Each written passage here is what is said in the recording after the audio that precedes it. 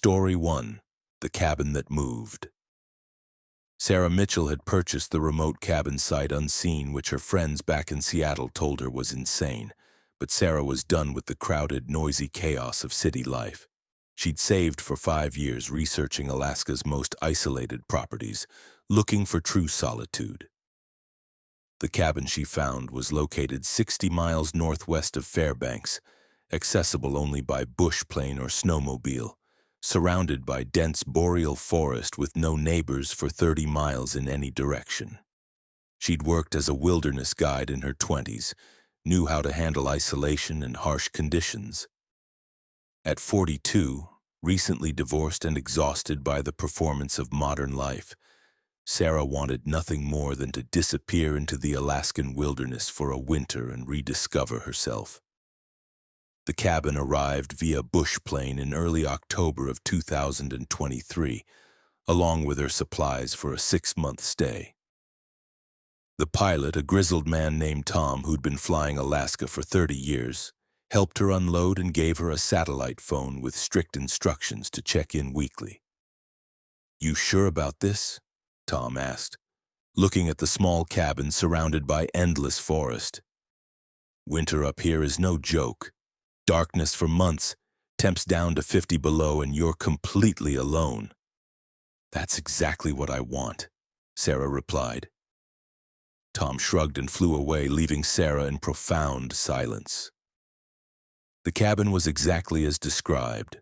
One room with a wood stove, a sleeping loft, shelves for supplies, and windows facing south to catch what little winter sunlight would appear.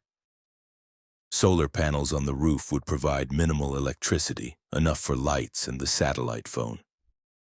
Sarah spent October preparing, chopping wood, organizing supplies, weatherproofing the cabin. The forest was beautiful in autumn, the birch trees golden against dark spruce, the air crisp and clean. She saw moose occasionally, heard wolves howling at night, spotted a lynx once padding silently through the undergrowth. By early November, the darkness began. Days shortened dramatically, sunlight becoming a brief memory between long nights. Sarah adjusted to the rhythm, reading by lamplight, writing in her journal, listening to the wind in the trees. That's when she first noticed the cabin had moved. It started subtly.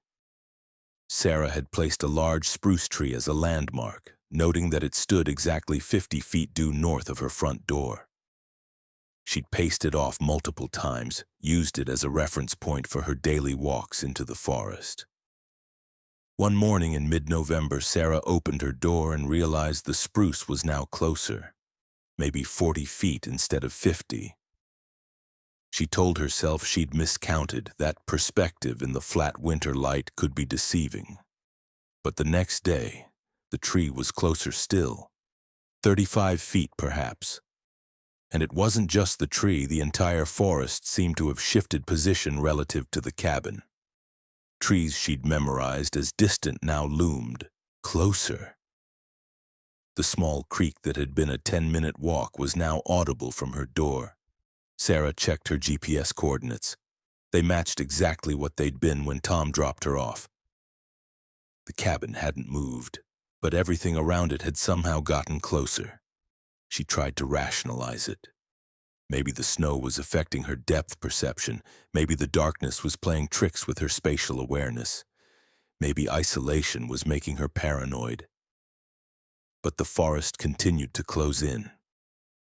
Each morning brought the trees nearer, the wilderness pressing against her small clearing like a living thing. The spruce that had been 50 feet away now stood 20 feet from her door, its branches scraping against the cabin when the wind blew. Sarah called Tom on the satellite phone during her weekly check-in. "The forest is moving," she said, hearing how insane it sounded. "What do you mean, moving?" "The trees. They're closer than they were. Every day they're closer." Tom was silent for a moment. "Sarah, you've been alone for 6 weeks. That's when isolation really starts messing with people's heads. Everything looks different in the dark. Distances change. I've seen it happen to researchers and trappers. I'm not imagining this. I've measured it. The landmarks I established are all wrong now. Your GPS says you're in the same place? Yes. Then you're in the same place. The cabin hasn't moved. Look, do you want me to come get you? No shame in calling it early if the solitude is too much. Sarah's pride flared. I'm fine. Just noting some strange observations. After she ended the call, Sarah felt foolish. Maybe Tom was right. Maybe isolation was affecting her perception.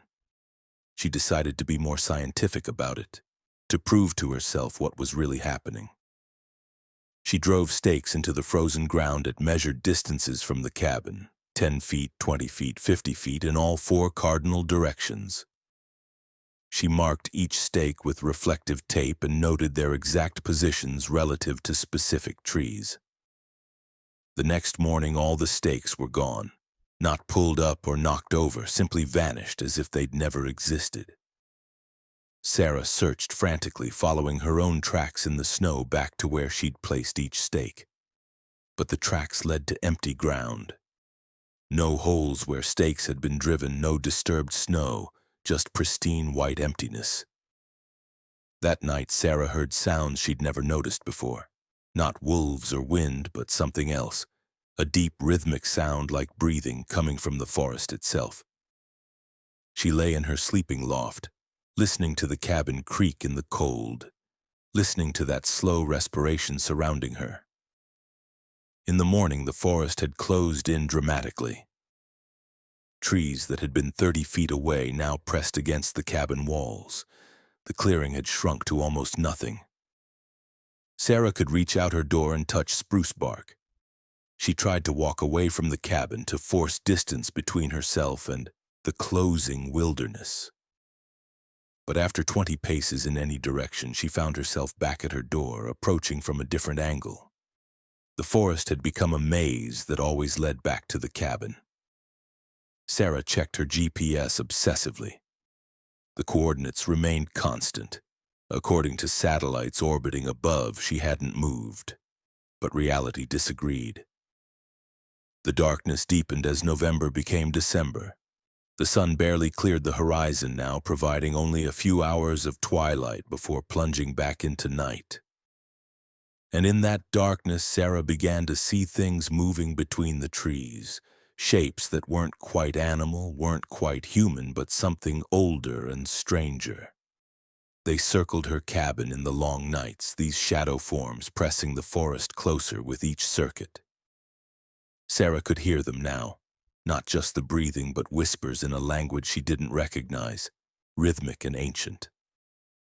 She tried calling Tom again, but the satellite phone couldn't establish a connection. The GPS still worked, still showed her exact position, but voice communication was impossible. She was cut off. The forest pressed until it touched the cabin on all sides, branches scraping against logs, roots pushing up through the floor. Sarah huddled by her wood stove, burning through her fuel supply faster than planned, trying to keep the darkness and cold at bay. On December 15th, she woke to find the cabin completely enclosed. Where windows had been, there was now solid wood. The door wouldn't open, not blocked, but simply gone, replaced by seamless wall. She was sealed inside a wooden coffin surrounded by a forest that had swallowed her whole. Sarah screamed and beat against the walls until her hands bled. But the wood absorbed the sound, offering no echo, no indication that anything existed beyond the immediate boundaries of her prison. She had food and water for months. The wood stove still functioned, drawing air through vents that somehow remained open. But she was trapped, isolated beyond isolation, buried alive in a cabin that had become her tomb. Days blurred together in the darkness. Sarah lost track of time, couldn't tell if hours or weeks were passing. The whispers continued outside, and sometimes she thought she understood fragments of what they were saying. Old words, older than human language, speaking of boundaries and territories and the price of intrusion. She'd built her cabin in a place that didn't welcome human presence, in a section of forest that belonged to something else. And that something was reclaiming its space, absorbing the cabin back into wilderness, swallowing Sarah along with it. When the wood of the walls began to soften, becoming organic and alive rather than cut timber, Sarah understood that she was being digested. The cabin was transforming back into living forest, and she was inside it, being incorporated into something vast and ancient and utterly inhuman. Her last coherent thought was that Tom had been wrong. The cabin hadn't moved, but it was being unmade, molecule by molecule, returned to the forest it had been stolen from. And Sarah would be returned too, her substance absorbed into trees and soil, her consciousness dissolved into the collective awareness of the boreal forest. Tom came in March, when enough daylight returned to make the flight safely. He found the clearing where Sarah's cabin had stood, empty now except for unusually dense growth. Trees crowded the space, more than should have been possible in such a small area, their trunks pressed together like they were hiding something. Sarah's GPS beacon transmitted from somewhere in the center of that dense grove. Tom tried to reach it, to push through the trees, but the forest wouldn't let him pass. Branches blocked his path no matter which direction he approached from. After an hour of trying, he gave up and reported Sarah as missing, presumed dead due to accident or exposure. But sometimes hikers in that area report hearing a woman's voice from deep in the forest, speaking words in a language that sounds older than human speech, part of the whispered chorus that surrounds certain places in the Alaskan wilderness. They say she's warning people to stay away, to respect boundaries they can't see, to understand that some places in the wild will not tolerate human presence no matter how isolated you think you are. The forest remembers, the forest breathes, and the forest takes back what belongs to it, including those foolish enough to believe they can carve out space in its ancient territory and call it their own.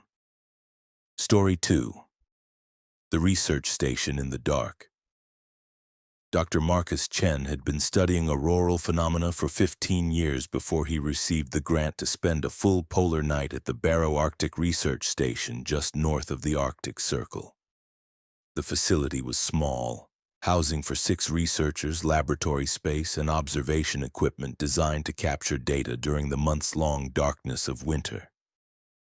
Marcus would be studying electromagnetic fluctuations associated with the aurora borealis, trying to understand the mechanisms behind the spectacular light displays. He arrived at the station in late October of 2022, along with 5 other researchers studying various aspects of Arctic science. There was Dr. Jennifer Walsh, a climatologist, Dr. Robert Kim, a geologist studying permafrost, Dr. Amanda Foster, a biologist researching cold-adapted microorganisms, and 2 graduate students, Kevin Moore and Lisa Anderson, who would be assisting various projects. The station was modern and well-equipped with backup generators, satellite communications, and supplies to last through the winter. The nearest town, Utqiagvik, was 40 miles away, but winter conditions would make that distance impassable for months. They were committed to staying until March, living in twilight and darkness, pursuing science at the edge of the world. The first month proceeded normally. The sun made its final appearances, daylight dwindling to nothing, and by late November they were in complete polar night. Marcus set up his instruments, magnetometers, cameras, spectrometers, all pointed at the sky, recording every flicker and wave of the aurora. The northern lights were spectacular that year, dancing across the sky in greens and purples and reds, curtains of light rippling in response to solar wind and Earth's magnetic field.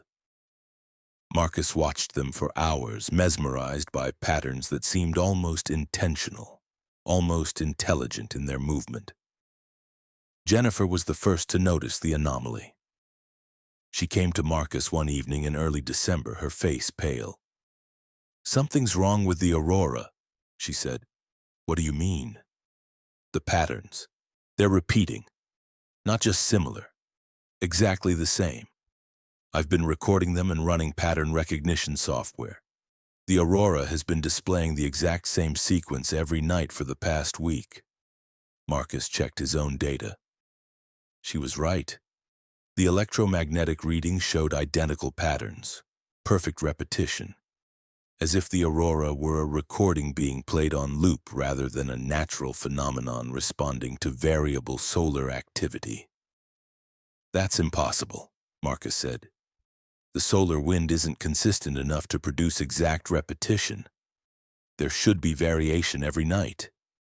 I know, but look at this. Jennifer pulled up a time-lapse video covering 7 nights.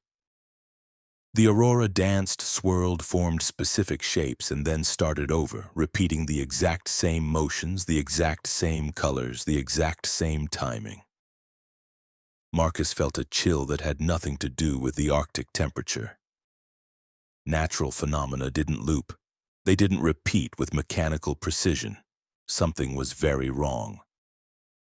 Over the next week, all 6 researchers gathered data confirming the anomaly. The aurora was repeating its pattern every 24 hours, synchronized to an unknown clock. But more disturbing was what Robert discovered. The geological readings were showing impossible results. The permafrost is moving, Robert announced during a team meeting. Not melting, not shifting due to temperature change. Moving, flowing, like it's liquid but still frozen solid. That violates basic physics, Amanda said. I'm aware, but the seismographs don't lie. The ground beneath us is in motion, though we can't feel it. Marcus added his own disturbing finding. The electromagnetic readings I'm getting aren't just repeating, they're strengthening. Each cycle is about 3% more intense than the last. If this progression continues, we'll be looking at field strengths that could damage equipment and potentially affect human nervous systems. Kevin, one of the graduate students, had been quiet throughout the discussion. Now he spoke up, his voice uncertain. Has anyone else noticed the shadows? What shadows? Jennifer asked. In the aurora. When I watch it sometimes, I see shapes. Not random patterns, but specific forms. Like silhouettes of people or things that might be people. They move through the light and they seem to be watching us.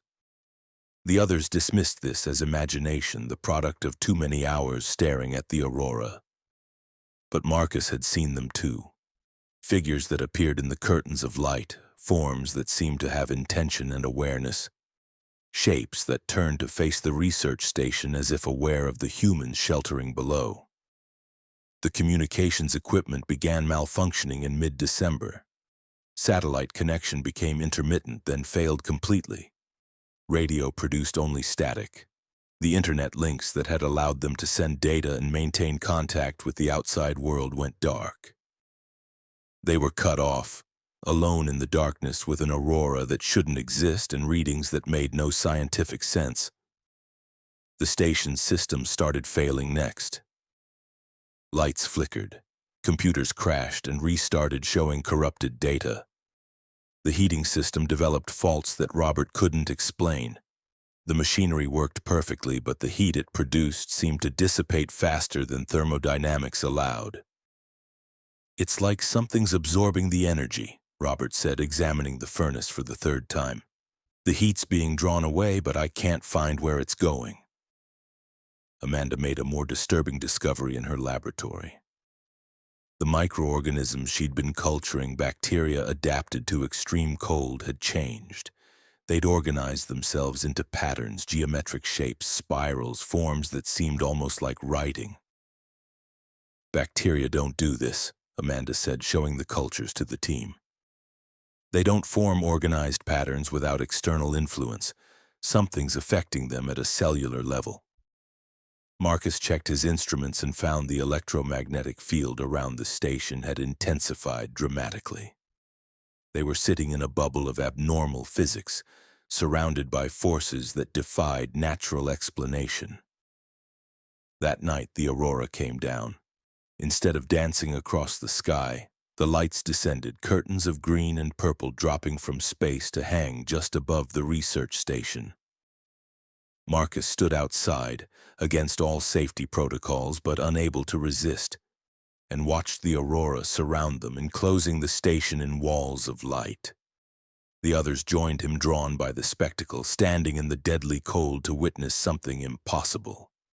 The aurora moved around them like a living thing, colors swirling, forming shapes, forming the figures Kevin had mentioned. Silhouettes appeared in the light, tall, thin shapes that didn't quite look human, that moved with fluid grace, that turned to regard the researchers with something that might have been curiosity. Jennifer screamed first. One of the figures had reached out, extended an appendage of pure light, and touched her face. She collapsed, convulsing, as electricity arced through her body. The team grabbed her and ran for the station, dragging Jennifer's seizing form inside.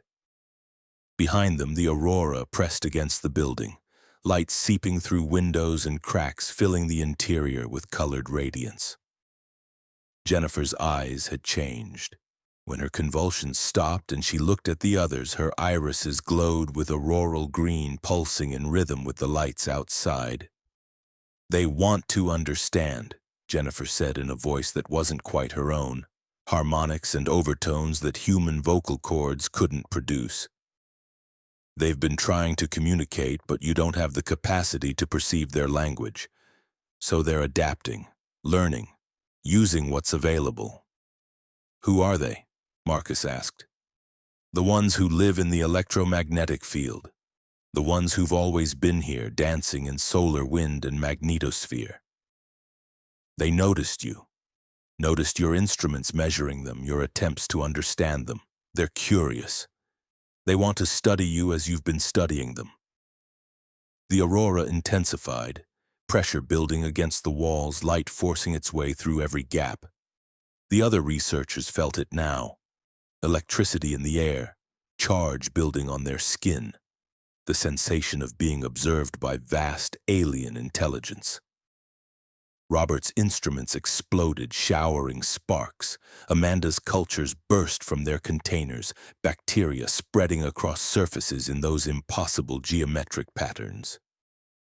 Kevin collapsed, his body rigid, green light pouring from his mouth and eyes. Marcus tried to shut down the systems to eliminate any electromagnetic signature that might be attracting the aurora. But the equipment wouldn't respond. The station itself had become part of the phenomenon, incorporated into something larger, serving as a bridge between human consciousness and whatever lived in the lights. Lisa, the other graduate student, was changing. Her skin took on a luminescent quality, veins glowing beneath the surface, her body becoming translucent, revealing internal structures that looked wrong, organs rearranging themselves, adapting to accommodate something foreign. "They're not hostile," Jennifer said. "They're just trying to understand, trying to communicate. But the process requires adaptation, transformation. You can't comprehend them as you are. So you must become something else. Something capable of bridging the gap between matter and energy, between fixed form and flowing light." Marcus felt it beginning in himself. The change, the dissolution, his cells responding to electromagnetic influence, structure giving way to something more fluid, more responsive to the fields that surrounded them. He was being rewritten at a fundamental level, transformed from solid matter into something that could exist partially in the aurora, partially in the physical world. The last coherent thought Marcus had as a fully human being was that this was first contact, but not the kind anyone had imagined. Not ships from space, but intelligence, embedded in Earth's own magnetic field. Beings made of energy and electromagnetic force, ancient and patient, waiting for humans to develop the technology to even notice their existence. The research station stood dark and silent when rescue teams finally reached it in March. The structures were intact, the equipment functional but displaying impossible readings. Of the 6 researchers, there was no trace. Their possessions remained, their notes and data were present, but the people themselves had vanished. Except the aurora was different now, more complex, displaying patterns that seemed almost like communication. Scientists studying the phenomenon reported unusual effects, feelings of being watched, electromagnetic interference in their equipment, and occasionally, on the clearest nights, shapes in the lights that resembled human forms, dancing and swirling, transformed into something that existed between states, between matter and energy, between human and other. Marcus Chen's final data transmission, recovered months later from corrupted files, contained a single line: "We have made contact. We are changing. We are becoming something that can speak with the lights." And on winter nights in the Arctic, when the aurora dances strongest, those who watch closely might see them. The researchers who went too far, who studied something that studied them back, who were absorbed into the phenomenon they were trying to understand, transformed into beings of light and electromagnetic force, caught forever in the dancing curtains of the northern sky. Story 3. The Town That Forgot. Rachel Morrison had been the postmaster in Coldwater, Alaska for 18 years, one of the few permanent residents in a town that swelled with seasonal workers in summer and dwindled to a core population of 43 in winter. Coldwater was located 200 miles north of Anchorage, accessible by a single unpaved road that became impassable for weeks at a time during heavy snow. The town consisted of a general store, post office, bar, a small school, handful of houses, and a lot of empty buildings left over from mining days in the 1940s. Most residents were older, people who'd lived in Alaska all their lives, who preferred isolation to the complications of modern society. Winter in Coldwater meant darkness, not full polar night like in the far north, but days shortened to 3 or 4 hours of weak sunlight, the rest spent in twilight or complete darkness. Rachel was used to this rhythm, had grown to enjoy the peaceful solitude of winter when the tourists were gone and only the true Alaskans remained. But the winter of 2023 brought something Rachel had never experienced. A darkness that felt different, thicker, more oppressive. It started in early December when the first major blizzard hit, dumping 4 feet of snow and cutting the town off from outside access completely. That's when people started forgetting. It began with small things. George Hansen, who'd lived in Coldwater for 40 years, came into the post office asking for directions to his own house. Rachel laughed, thinking he was joking, but George's confusion was genuine. He stood in the middle of town, looking around at buildings he'd seen thousands of times, and couldn't remember which one was his. Rachel walked him home, concerned but attributing it to age. George was 76 after all. But then Martha Quinn forgot her husband's name. Sarah Chen couldn't remember what year it was. David Walsh didn't recognize his own daughter when she came to visit him. Within a week, the amnesia was spreading through the entire town. People forgot their jobs, their relationships, the basic facts of their own lives. Rachel watched as her neighbors became strangers, not just to each other, but to themselves. The strange thing was that they forgot specific things while retaining general knowledge. Everyone still knew how to speak, how to cook, how to operate machinery. They remembered that Coldwater was a town in Alaska, that it was winter, that snow was cold. But personal history dissolved. Names, faces, individual experiences all eroded away like they'd never existed. Rachel felt it starting in herself. She'd wake up and have to check her driver's license to remember her own name. She'd look at photographs on her wall and not recognize the people in them, even though logically she knew they must be family, must be important to her. The town's children were affected worst. The 6 kids who attended Coldwater's small school became blank slates, unable to remember their parents, their friends, their own identities. They knew they were children, knew they should attend school, but couldn't recall anything about their personal lives. Rachel tried calling for help, but the phone lines were down from the blizzard. She attempted to drive out, But the road was impassable, and more disturbing, she couldn't remember how to reach the highway. The route she'd driven hundreds of times had simply vanished from her memory. The amnesia wasn't random. Rachel noticed patterns. People forgot inward, recent memories first, then older ones moving backward through their lives like someone was erasing them chronologically. She started keeping detailed written records documenting everything because she knew her own memories were unreliable. By mid-December, no one in Coldwater could remember anything from the past year. The last clear memory anyone had was from winter of 2022, and those memories were fading too. Rachel found old journals in the post office, records kept by previous postmasters going back decades, and there, in an entry from 1948, she found a reference that made her blood run cold. The forgetting happened again. Town lost all memory of summer. Only by reading old records could we reconstruct what occurred.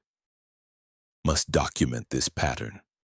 She searched through more records. Every few decades, Coldwater experienced a wave of amnesia. 1892, 1912, 1948, 1986, and now, 2023. Roughly every 37 years, the town forgot itself. But why? What caused it?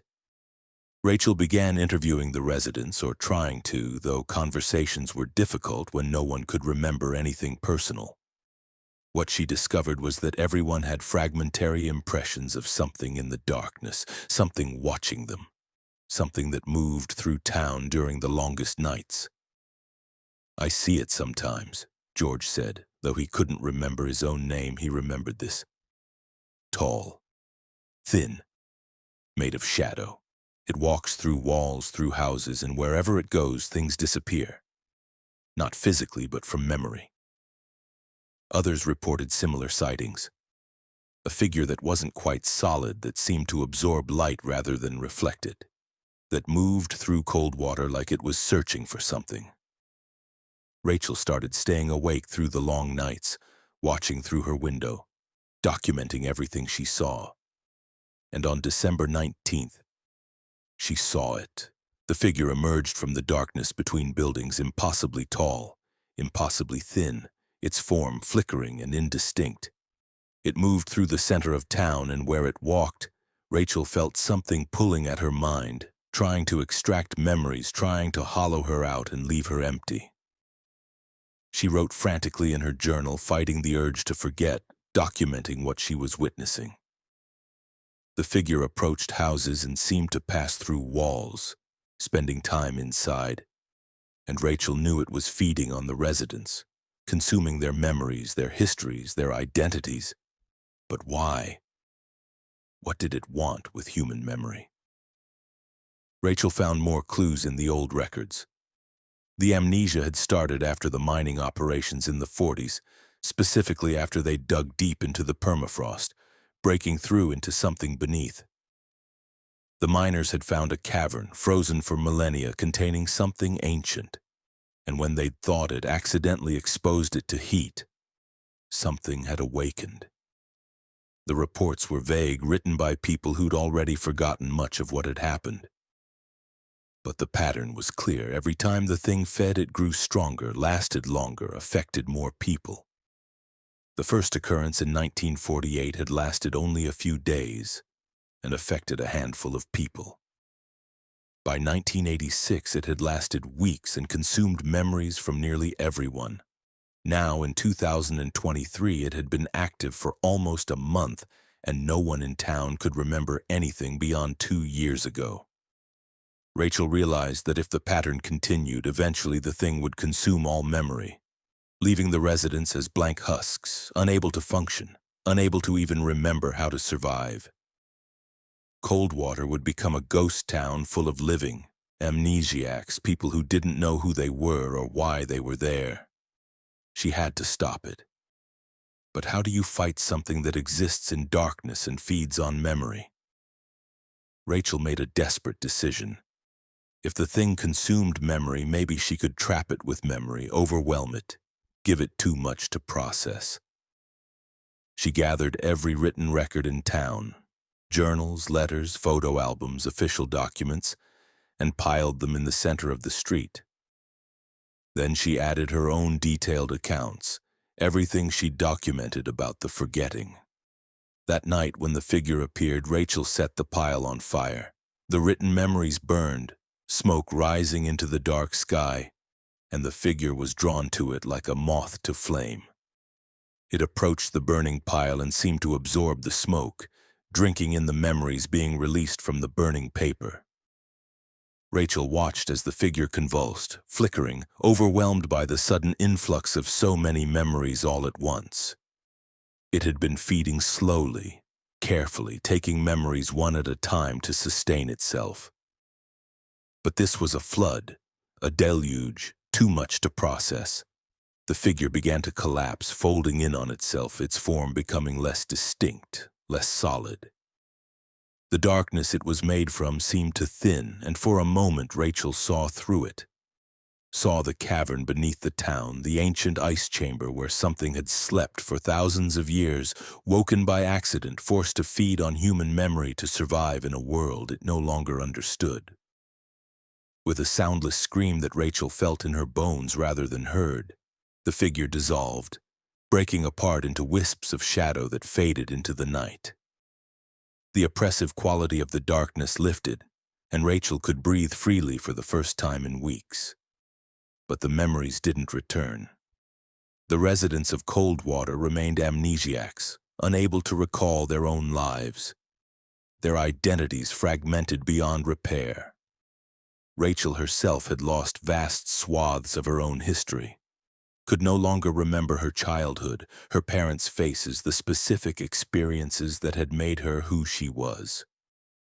The town limped through the rest of winter, residents learning their own names from identification cards, reconstructing relationships from photographs and written records.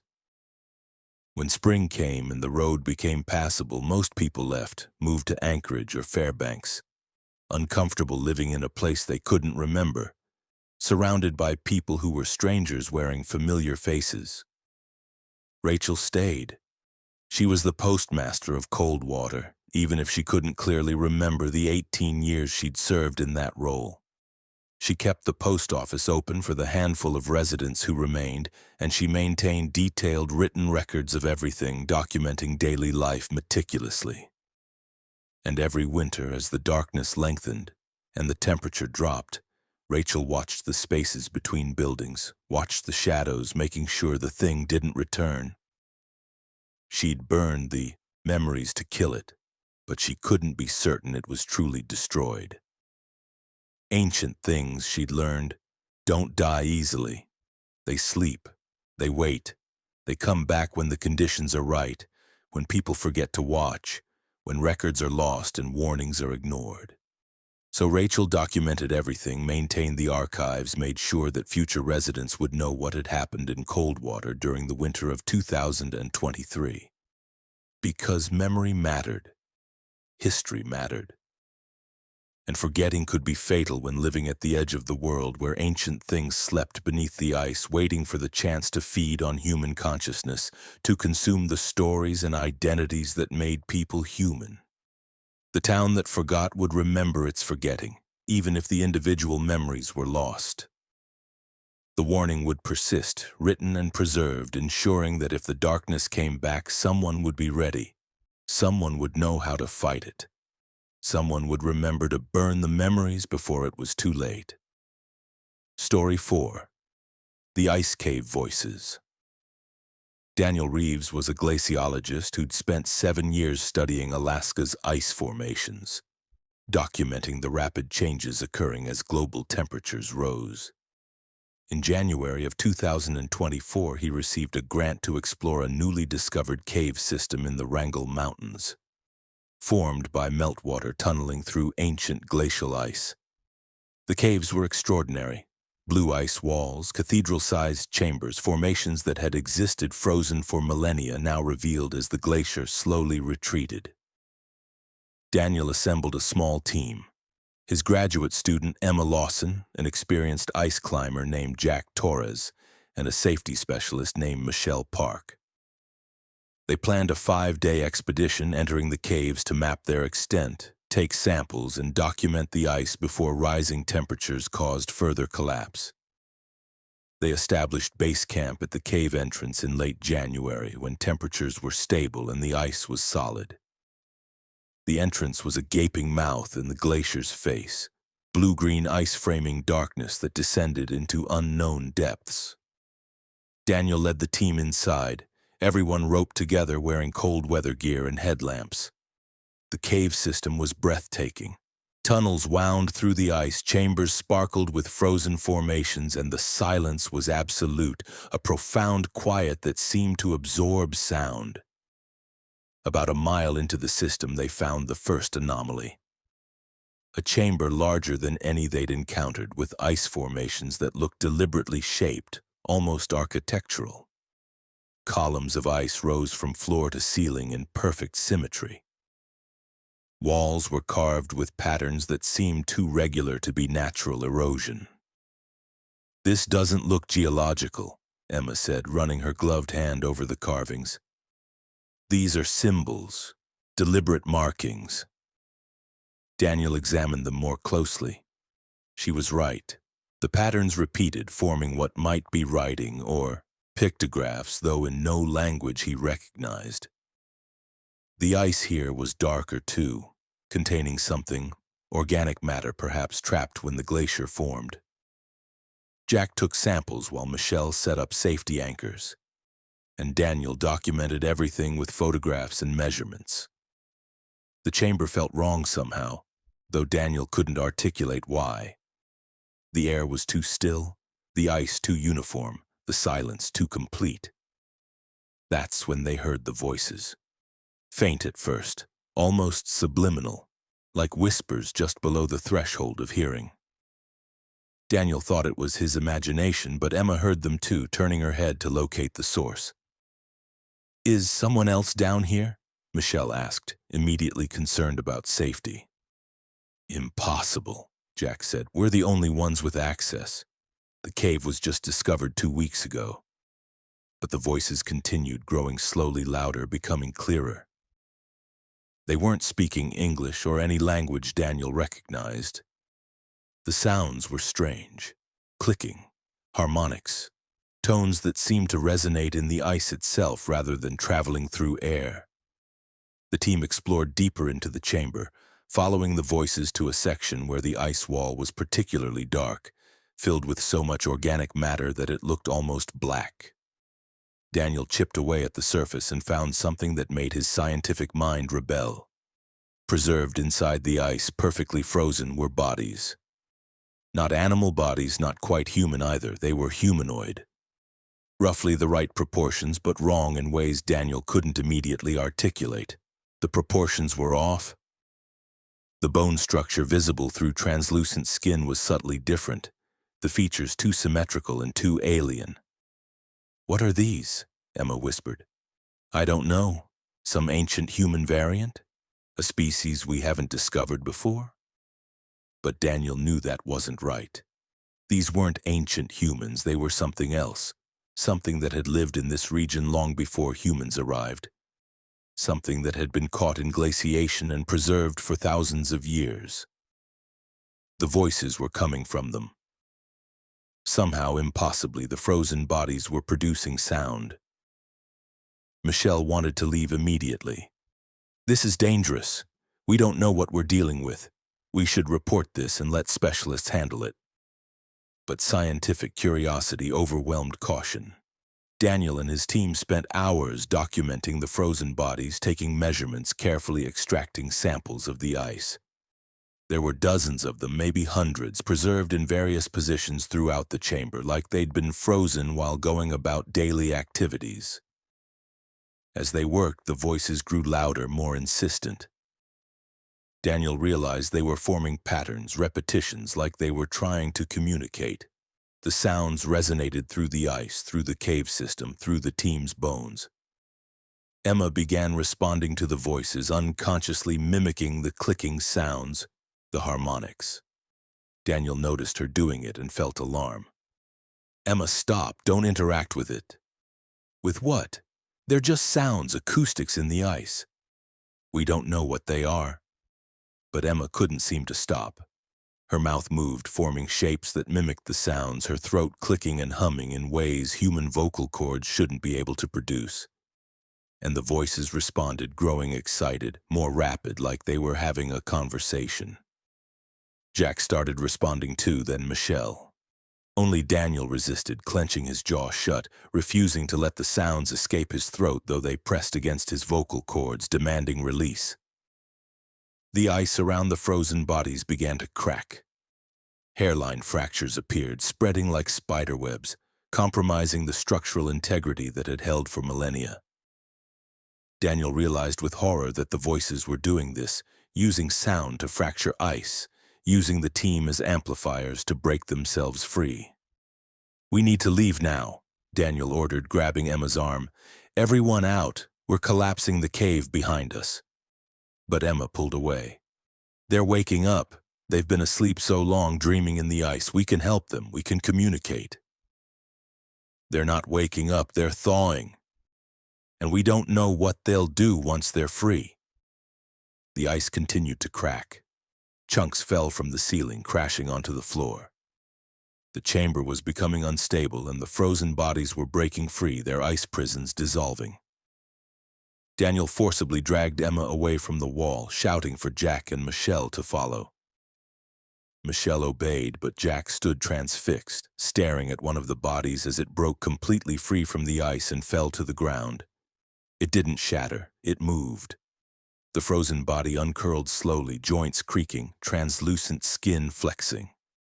Eyes opened, too large, too reflective, catching the light from headlamps and throwing it back in colors that shouldn't exist.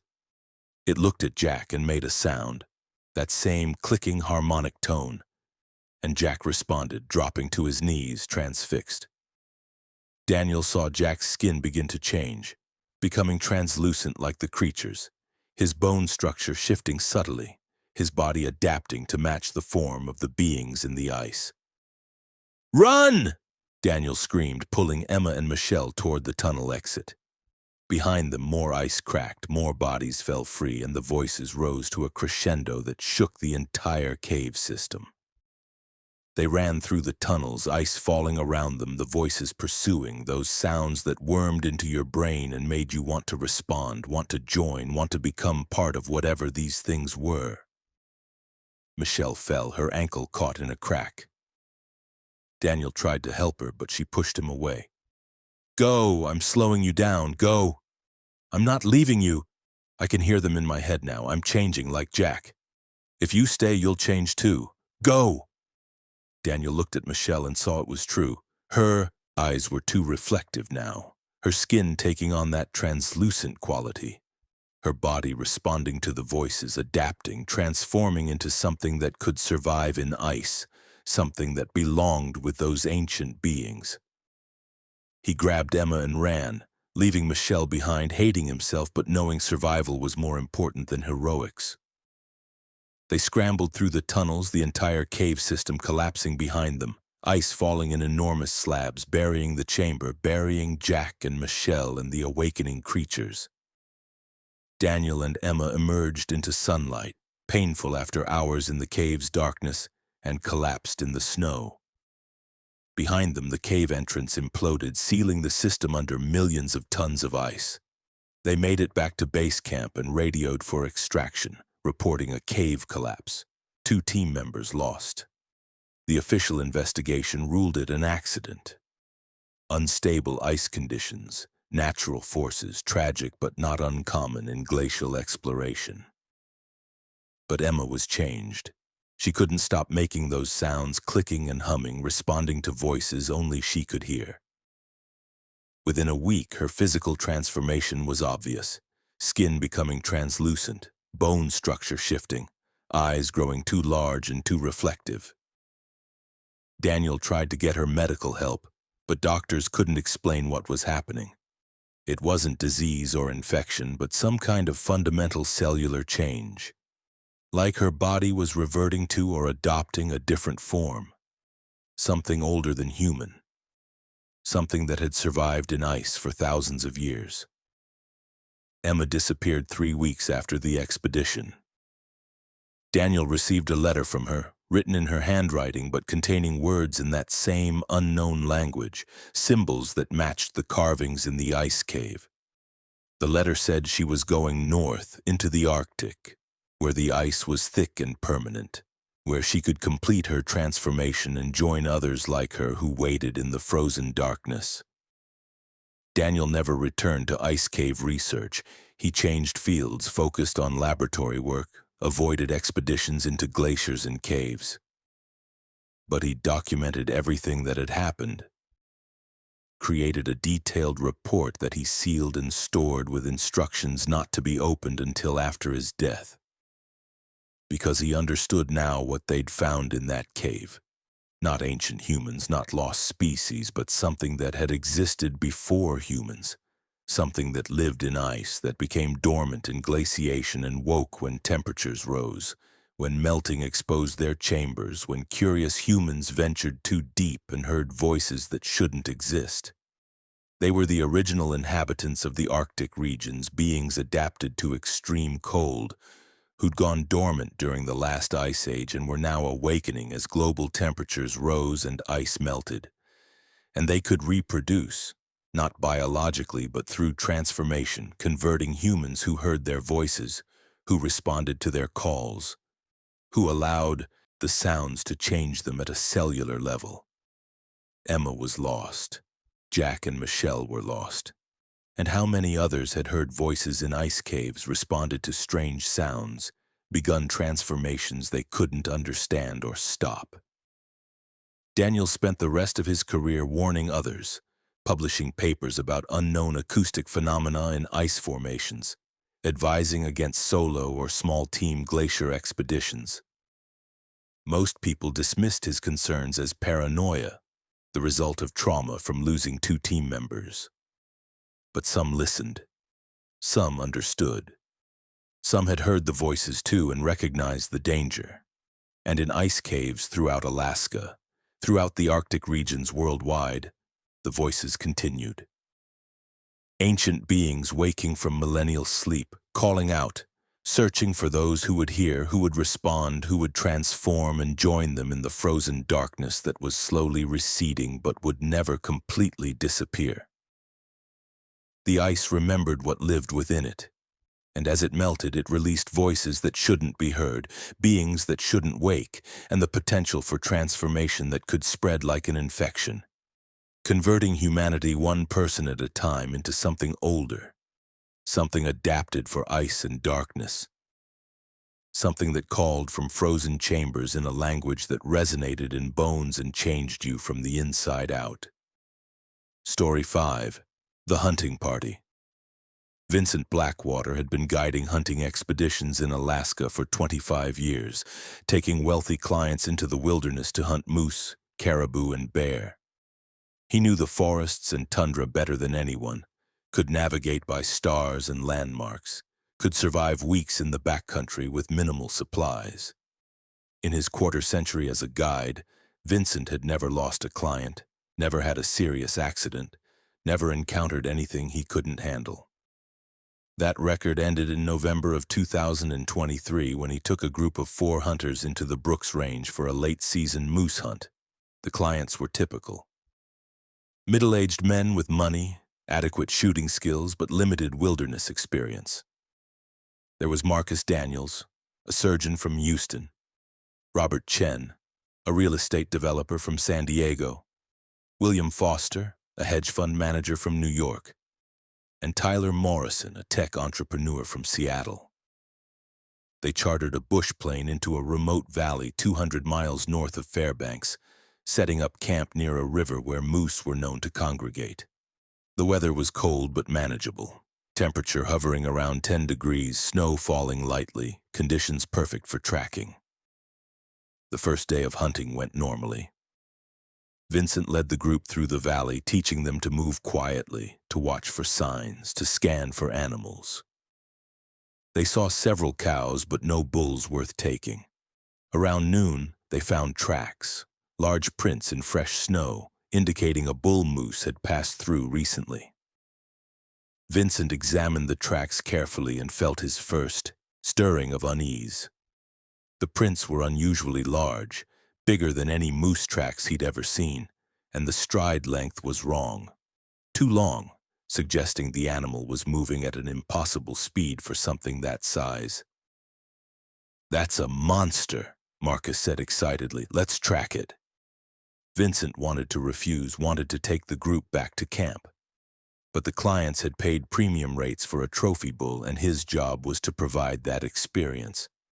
He followed the tracks deeper into the valley, into areas he didn't normally hunt, following the impossibly large moose into territory that felt increasingly wrong. The tracks led them through dense spruce forest, across frozen streams, up steep slopes. The bull was moving in a straight line, not stopping to feed or rest, not behaving like any moose Vincent had encountered. It was running, fleeing from something, or leading them somewhere. After 3 hours of tracking, they found where the moose had stopped. A clearing surrounded by ancient trees, the snow churned and bloody. The moose was dead, but not from a predator. It had been torn apart with extraordinary violence, pieces scattered across a 100-foot radius, bones cracked open, organs missing. "Bear?" Robert asked, his voice shaking. "No," Vincent said quietly. "No bear did this. We need to leave now." But before they could move, they heard it, a sound that froze them all in place. Not a bear's roar, not a wolf's howl, not any animal sound Vincent recognized. It was somewhere between a scream and a laugh, high-pitched and inhuman, echoing through the forest from multiple directions at once. They ran. Vincent led them back toward camp, but the sounds followed, always behind them, always closer, multiple voices now, that screaming, laughing noise that made Vincent's primitive brain scream danger in ways he'd never experienced before. They reached a ridge overlooking the valley, and Vincent made them stop, forced them to be quiet and still. Below, moving through the trees, he saw them. There were 7 of them. They walked upright like humans, but were wrong in every other way. Too tall, too thin, limbs too long and jointed in too many places. Their skin was pale, almost translucent, and their faces were nightmares. Too many eyes, mouths that opened impossibly wide, teeth like needles. They were hunting, moving through the forest with terrifying efficiency, communicating with those screaming, laughing calls, coordinating like a pack of wolves, but with intelligence that seemed almost human. "What are those?" Tyler whispered. "I don't know. Native stories talk about things in the deep wilderness, creatures that hunt humans. I always thought they were myths." "They're looking for us," William said, stating the obvious. The creatures below stopped suddenly, all 7 turning their heads in perfect unison, looking directly at the ridge where Vincent and his clients hid. They'd been spotted. The screaming, laughing sound erupted from all 7 creatures simultaneously, and they began climbing the ridge with impossible speed, scrambling up the steep slope like spiders, moving faster than should be physically possible. Vincent and the hunters ran again, abandoning stealth for speed, crashing through the forest, trying to reach camp, trying to reach the radio and call for emergency extraction. Robert fell first. Vincent heard him scream, looked back to see one of the creatures had caught him. Those impossibly long limbs wrapping around his body, that mouth opening wide to reveal a throat that glowed with bioluminescent light. Robert's screams cut off suddenly, and when the creature released him, his body fell empty, desiccated like all the fluid had been drained from it. "Don't look back, keep running," Vincent shouted. But Marcus did look back, stumbled, fell. Vincent tried to grab him, but another creature was already there, its pale form seeming to materialize from shadows, its many eyes fixating on Marcus with terrible hunger. Vincent made a decision. He pulled his rifle and fired, not at the creature. Bullets wouldn't stop something that could tear apart a moose and drain a human in seconds. but at the ground near Marcus, creating noise and distraction.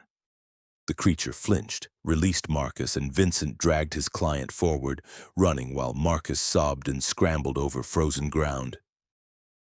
They reached camp just as darkness fell completely.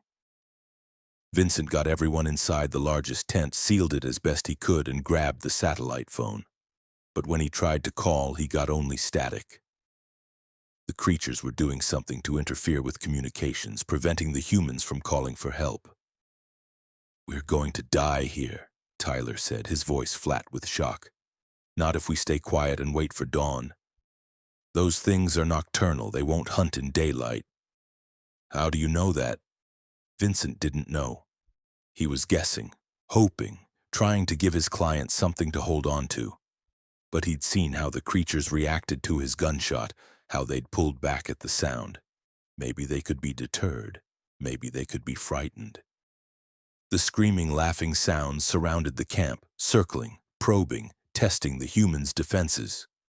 Vincent kept his rifle ready, knowing it probably wouldn't help, but needing something tangible to hold. Around midnight, the first creature tried to enter the tent. It simply pushed through the fabric wall like it wasn't there, its pale form becoming partially translucent, phasing through matter. Vincent fired directly at it, the gunshot deafening in the enclosed space, and the creature recoiled, shrieking, withdrawing.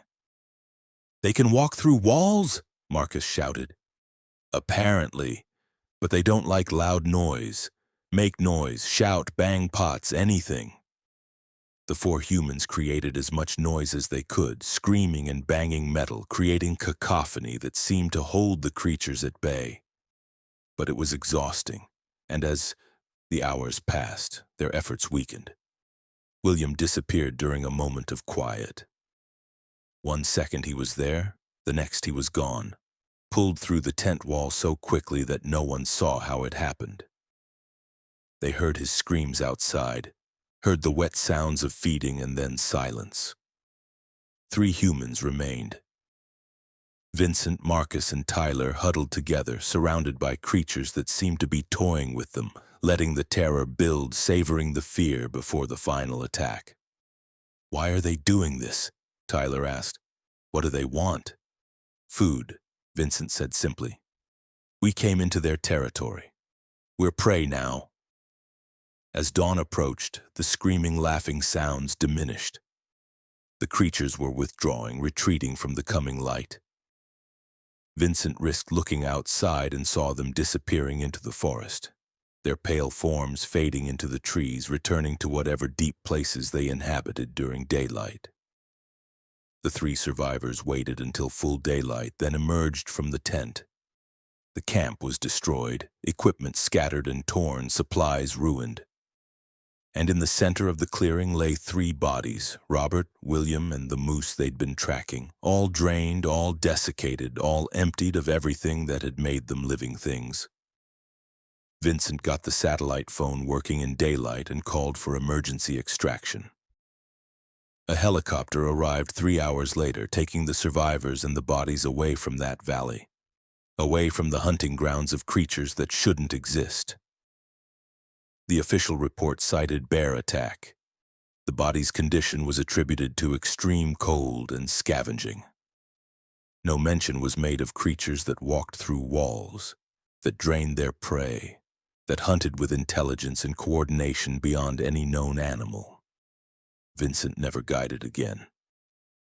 He moved to Anchorage, took a job selling outdoor gear, stayed in civilization where electric lights and crowds of people provided safety.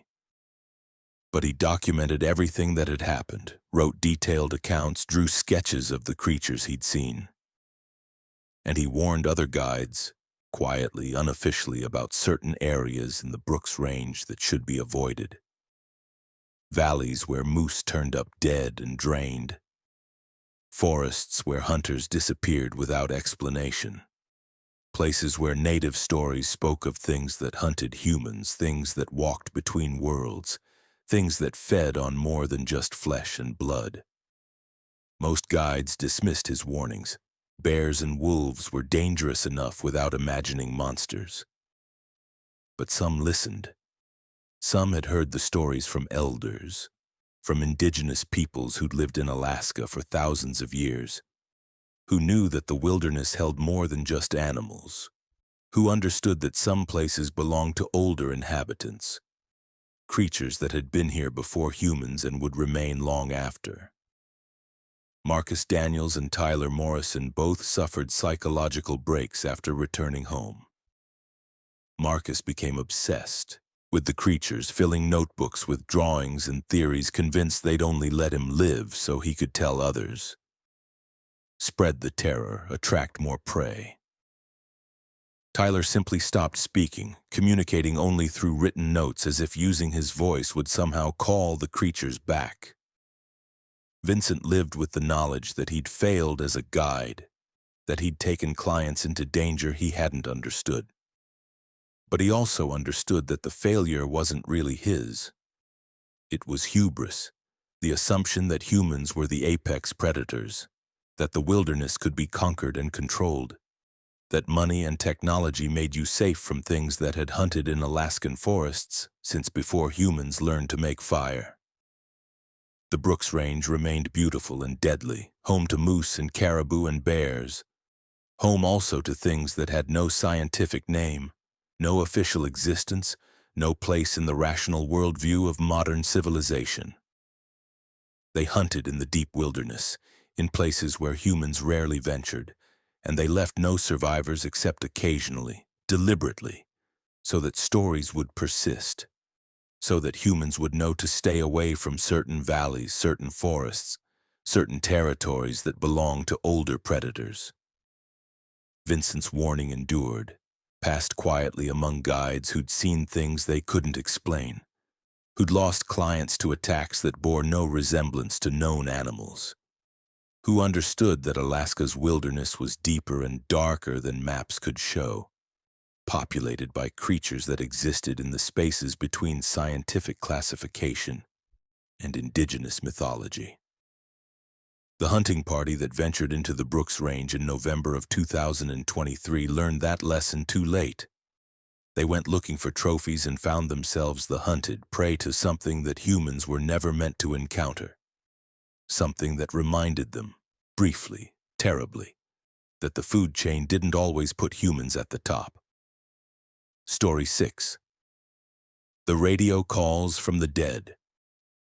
Catherine Walsh had been the night dispatcher for the Alaska State Troopers Fairbanks District for 12 years, working the overnight shift when most of interior Alaska slept. She'd heard every kind of call imaginable: domestic disputes, vehicle accidents, wildlife encounters, lost hikers, medical emergencies. Nothing surprised her anymore, or so she thought, until the winter of 2024, when the dead started calling in. The first call came on January 8th at 2:30 in the morning. Catherine was alone in the dispatch center, monitoring multiple radio channels while scrolling through routine paperwork. "This is Trooper David Morrison, badge 472, requesting assistance. My patrol vehicle broke down on the Parks Highway, mile marker 212. Temperature is 30 below. I need immediate extraction." Catherine checked her roster. David Morrison had been a trooper, but he died 3 years ago in a vehicle accident on that exact stretch of highway. His badge number was correct, his voice matched recordings in the system, but David Morrison was dead and buried. "Repeat your identification," Catherine said, her voice steady despite the chill running down her spine. "Trooper David Morrison, badge 472, I've been stranded for 6 hours. I'm experiencing hypothermia. Please send assistance." Catherine pulled up David's file, confirmed the death date, confirmed the accident location. Everything matched, but the man was dead. This had to be a hoax, someone with access to old recordings, a sick prank. "David Morrison died in 2021, Catherine said. "Identify yourself immediately, or this call will be traced and you'll be charged with impersonating an officer." Silence. Then, "I don't understand. It's January 9th, 2021. I left my vehicle to look for help 6 hours ago. I'm freezing. Why won't you send help?" The date. The call was coming from the night David Morrison died, somehow transmitted through time, reaching Catherine 3 years later. If this is a prank, it's not a prank. I'm dying out here. My radio is barely working. The cold is shutting everything down. Please, just send someone. Catherine made a decision. She dispatched a unit to mile marker 212, gave them David's description, told them to check for a stranded trooper. If this was a hoax, they'd find nothing. If it wasn't, the patrol found David Morrison's patrol vehicle exactly where the call had indicated, sitting on the shoulder where it had been abandoned 3 years ago, now a rusted hulk that had been stripped for parts. No one was there, no sign of recent disturbance. But Catherine had recorded the call, and voice analysis confirmed it was David Morrison's voice. Not a recording or impersonation, but actual real-time speech with all the acoustic properties of a living person talking through radio static. She reported the incident to her supervisor, who dismissed it as a technical glitch, some kind of echo or delayed transmission. Catherine tried to accept that explanation, but couldn't shake the feeling that she'd actually spoken with David Morrison on the night he died, that somehow his desperate call for help had gotten lost in time and only reached dispatch 3 years too late. The second call came a week later. "This is hiker Thomas Reeves requesting emergency assistance. I fell and broke my leg on the Kasugi Ridge Trail. GPS coordinates follow." Catherine recognized the name immediately. Thomas Reeves had gone missing 2 years ago during a solo hike in Denali State Park. His body had never been found, the case remaining open, presumed dead by exposure. "Thomas Reeves?" Catherine asked carefully. "Yes, thank God someone answered. I've been trying to get through for hours. The cold is affecting my phone. I need mountain rescue, broken femur, can't walk, temperature dropping fast." Catherine checked the date of his disappearance. September 12th, 2022. The call was coming from that night, from the moment Thomas had become stranded, calling through time to a dispatcher who couldn't help him. "Thomas, what year do you think it is?" "What? It's September 12th, 2022. Why are you asking that? I need rescue." "Thomas, I'm receiving your call on January 15th, 2024. You went missing in 2022. I can't send help to the past." Silence broken by ragged breathing. Then, "That's impossible. You're confused. Just send help to the coordinates I gave you." Catherine sent a unit anyway, knowing what they'd find. Nothing. An empty trail. The same area that had been searched extensively 2 years ago without result. The calls continued, escalating in frequency. Every few nights, Catherine received transmissions from people who died or disappeared in Alaska over the past decade. Hikers, hunters, trappers, pilots, troopers, all calling in their final moments of crisis, their calls somehow delayed, arriving years after the speakers were already dead. "This is pilot Sandra Kim. Engine failure, going down in the Talkeetna Mountains. Mayday, mayday." "This is Ranger Michael Torres. Bear attack, severe injuries, requesting medical evacuation." "This is lost hiker Jennifer Walsh. I've been wandering for 3 days. I don't know where I am. Please help me." Catherine documented every call, recorded them, tried to trace their origins. But the technical analysis showed they were coming from empty wilderness, from locations where the speakers had died, transmitted through frequencies that shouldn't be capable of carrying voice. Her supervisor became concerned. "Catherine, you need to take some time off. The isolation of night shift, the darkness, it affects people. You're experiencing auditory hallucinations." "I have recordings, voice prints that match missing persons. These calls are real." "The recordings are real, but that doesn't mean the calls are." "Equipment malfunction can create all kinds of artifacts. Our systems are old, prone to glitches.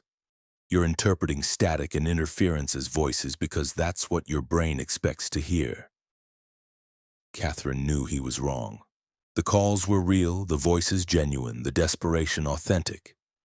But she couldn't prove it, couldn't make anyone understand that time itself was folding, that Alaska's vast wilderness and extreme conditions somehow created temporal distortions, allowing final transmissions from the dying to echo through years, reaching listeners too late to help. The worst call came on February 3rd. Catherine's own husband, James, had disappeared 5 years ago during a hunting trip. He'd gone into the Yukon-Charlie Rivers area and never returned. His body never found, his fate unknown. Catherine had grieved, moved on as much as anyone could, built a life around his absence. Then James called. "Kathy? Kathy, can you hear me? It's James. I'm hurt. I fell into a ravine. I need help." Catherine's hands shook so badly she could barely operate the equipment. "James? Thank God. I've been trying to reach anyone for hours. The satellite phone is damaged, barely working. I'm in the Charlie River area, approximately 20 miles from our base camp. I think my back is broken. I can't move my legs. It's so cold. Please send help." Catherine was crying now, torn between hope and impossibility. "James, when did you fall?" "This morning, September 9th, early morning before dawn. I was tracking that bull moose and I missed my footing.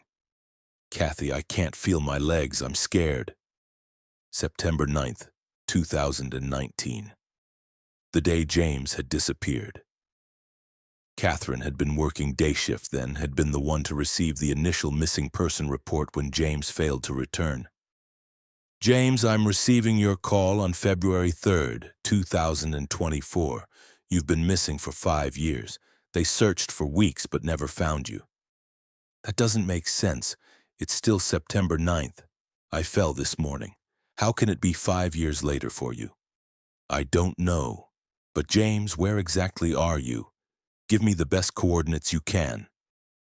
James provided his estimated location, describing landmarks, providing enough information that Catherine could direct a search. But even as she did so, she knew it was futile. If James had been there, searchers would have found him 5 years ago. "Kathy, I'm getting really cold. Everything's getting darker. I think I'm bleeding internally. I can taste blood. Stay with me, James. Help is coming. I wish I could have said goodbye properly. Told you how much I love you, how grateful I was for our time together. You're telling me now, stay awake, fight, help is coming." But James's voice was fading, the transmission breaking up. "So cold, can't feel anything now. It's peaceful, actually. Not as scary as I thought. Kathy, I love you. I'll always—" Static. The line went dead. Catherine sat in the dispatch center, sobbing, having just experienced her husband's death in real time 5 years after it had occurred. Having been unable to help him then or now. Having received a final goodbye that had taken 5 years to travel through whatever twisted geometry of space and time Alaska's wilderness created. She sent units to the location James had described. They searched for 3 days and found his remains exactly where he'd indicated. Bones scattered in a ravine, a broken satellite phone nearby, evidence of a fall and slow death from exposure and internal injuries. They'd searched this same area 5 years ago and found nothing. But now, after Catherine received his call, suddenly the remains were there, visible, discoverable, as if James's final transmission had somehow anchored his death in physical reality, making him findable when he hadn't been before. Catherine took early retirement after that. She couldn't continue working dispatch, couldn't continue answering calls, knowing that some of them came from the dead, echoes of final moments, desperate pleas for help that arrived too late or in the wrong time, transmitted through Alaska's vast emptiness where conventional physics seemed not to apply. But the calls continued. Other dispatchers began reporting similar phenomena.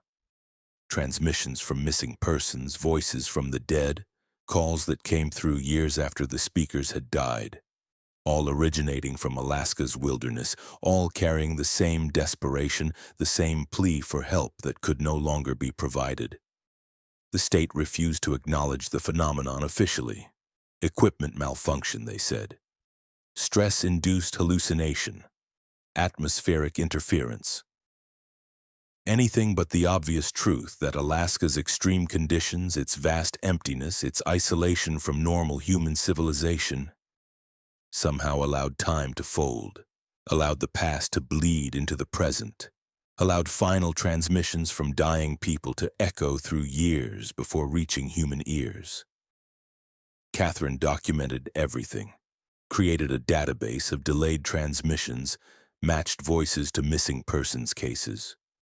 Her work remained unofficial, unacknowledged by authorities, but circulated among dispatchers and search and rescue personnel who'd experienced similar phenomena.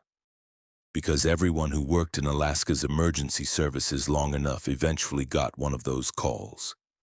A voice from the past, a person already dead, calling for help that could never arrive, their final moments echoing through time until someone finally heard them and understood that their death hadn't been silent or unnoticed, that they'd called out and been answered, even if the answer came too late. James's final words haunted Catherine. "I love you. I'll always..." Always what? Love her? Remember her? Be with her? The transmission had cut off before he could finish, leaving the sentence incomplete, leaving Catherine to wonder for the rest of her life how her husband had meant to end his final statement. But she had one comfort. She'd heard him. She'd been there, in a sense, for his final moments. She'd told him help was coming, given him hope even if that hope was false. She'd let him die knowing someone was listening, someone cared, someone would make sure his body was eventually found and his death confirmed. That was more than many of the dead got. Many of Alaska's missing were never found, never recovered, their final calls for help, if they made any. Lost in static and emptiness, never reaching human ears even years later, even through whatever temporal distortions the wilderness created. Catherine's database of delayed transmissions grew. Other dispatchers contributed their recordings, their experiences with voices from the past, and slowly a pattern emerged. The calls came more frequently during winter, during the darkest months when Alaska's northern regions experienced extended night, as if darkness itself facilitated whatever temporal folding was occurring. The dead spoke through radio waves, their voices preserved somehow in Alaska's electromagnetic environment, their final moments recorded not on tape or digital media but in the fabric of space-time itself. Playback triggered by unknown factors but always reaching living ears eventually, ensuring that someone heard, someone knew. Someone could tell their families that they hadn't died alone and silent but had called out, had tried to reach help, had fought for survival until the very end. That was Catherine's final conclusion, the comfort she took from her years of receiving impossible calls. The dead were heard. Their voices reached the living, even if years too late. And that meant something. That mattered. That transformed lonely deaths in Alaska's wilderness into final messages that echoed through time until they found ears willing to listen and hearts willing to grieve. Story 7. The Northern Lights Took Her. James Patterson had brought his 8-year-old daughter Emma to Alaska for a winter vacation in February of 2023, wanting to show her the northern lights he'd loved since childhood. His wife Marie had stayed home in Portland, unable to get time off work, so it was just James and Emma, father and daughter, sharing an adventure in America's last frontier. They rented a cabin 30 miles outside Fairbanks, far enough from city lights to see the aurora borealis in full glory. The cabin was well equipped, warm, with large windows facing north specifically for aurora viewing. Emma was enchanted by Alaska from the moment they arrived. The snow was deeper than she'd ever seen. The cold was an exciting challenge, and the knowledge that they might see the magical northern lights filled her with anticipation. Their first night, the aurora appeared, ribbons of green and purple dancing across the sky, shifting and flowing like celestial silk. Emma stood at the window, pressed against the glass, watching with wide eyes.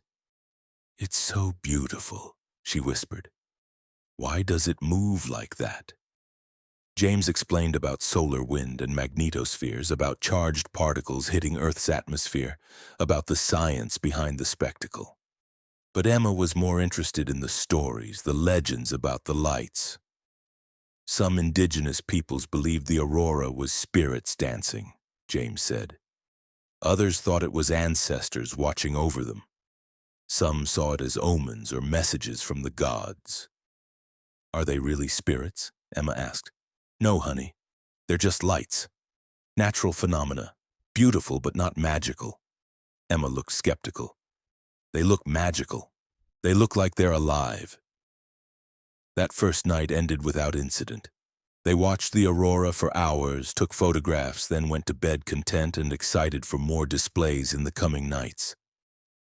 The second night brought stronger aurora, curtains of light that seemed to reach down from the sky toward the earth. Colors more vivid, movements more dramatic. Emma insisted on going outside to see them properly, and James bundled them both in heavy coats to stand in the yard, heads tilted back, watching the spectacle. "I think they're dancing for us," Emma said. "Look, Daddy, that one is waving." James saw only random movements, patterns created by electromagnetic forces, but Emma seemed to see intention, personality, consciousness in the lights. "Can we dance with them?" Emma asked. "We can dance here while watching them," James said, and they spun in circles in the snow, laughing, the aurora swirling overhead. Later, preparing for bed, Emma said something that made James uneasy. "The lights talk to me." "What do you mean?" "When we were dancing, I heard them. They were singing. It was pretty." "That was just wind, honey. The aurora doesn't make sound."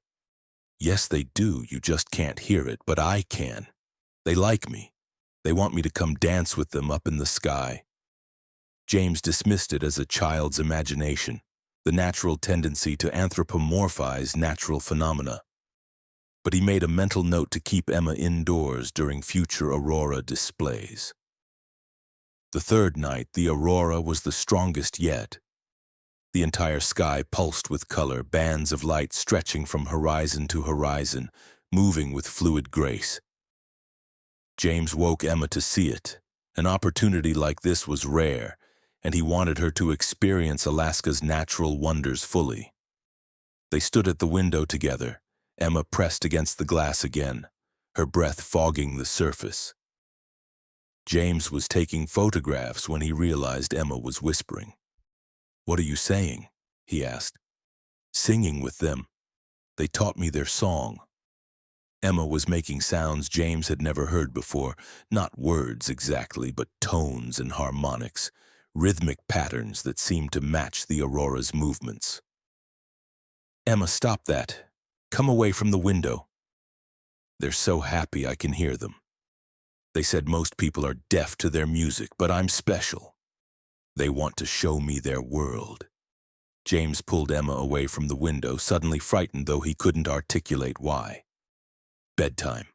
No more aurora watching tonight." Emma protested but obeyed. James tucked her in and returned to the living room, watching the aurora alone, troubled by his daughter's behavior. She was young, imaginative, prone to fantasy.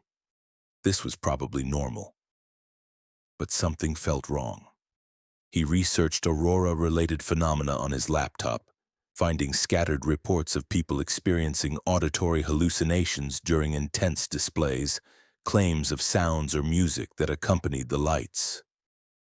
Scientists debated whether these sounds were real, possibly caused by electrical effects, or purely psychological. There were also older stories, indigenous accounts of the aurora taking people, particularly children. Stories of kids who wandered off during aurora displays and were never found, or who were found changed, speaking in strange languages, no longer quite human. James told himself these were just folklore, cautionary tales to keep children indoors during dangerous winter nights. But his unease persisted. The fourth night, James woke to find Emma's bed empty. He searched the cabin frantically and found her outside, standing in the yard in her pajamas and bare feet, arms raised to the sky, singing that strange, harmonic song. The aurora was directly overhead, so low and bright it seemed touchable, and the lights were responding to Emma's song, pulsing in rhythm with her voice, reaching down like fingers trying to grasp her. James ran outside, scooped Emma up despite her protests, and carried her inside. Her skin was ice cold. She'd been out there for who knows how long, should have been suffering from hypothermia, but she wasn't shivering, wasn't showing any signs of cold injury.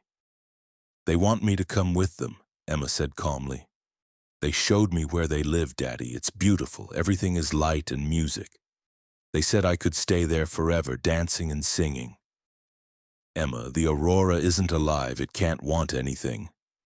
And you're not going anywhere. You're staying right here with me." "But they promised.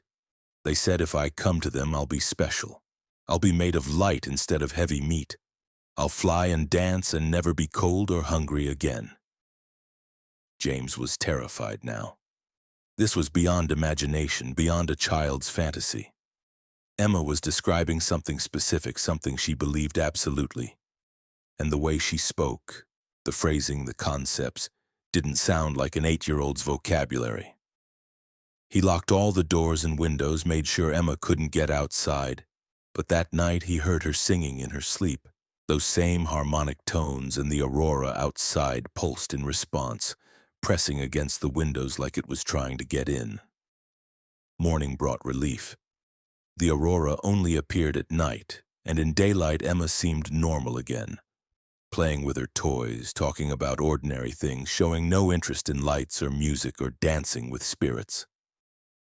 James considered cutting the trip short, flying home immediately.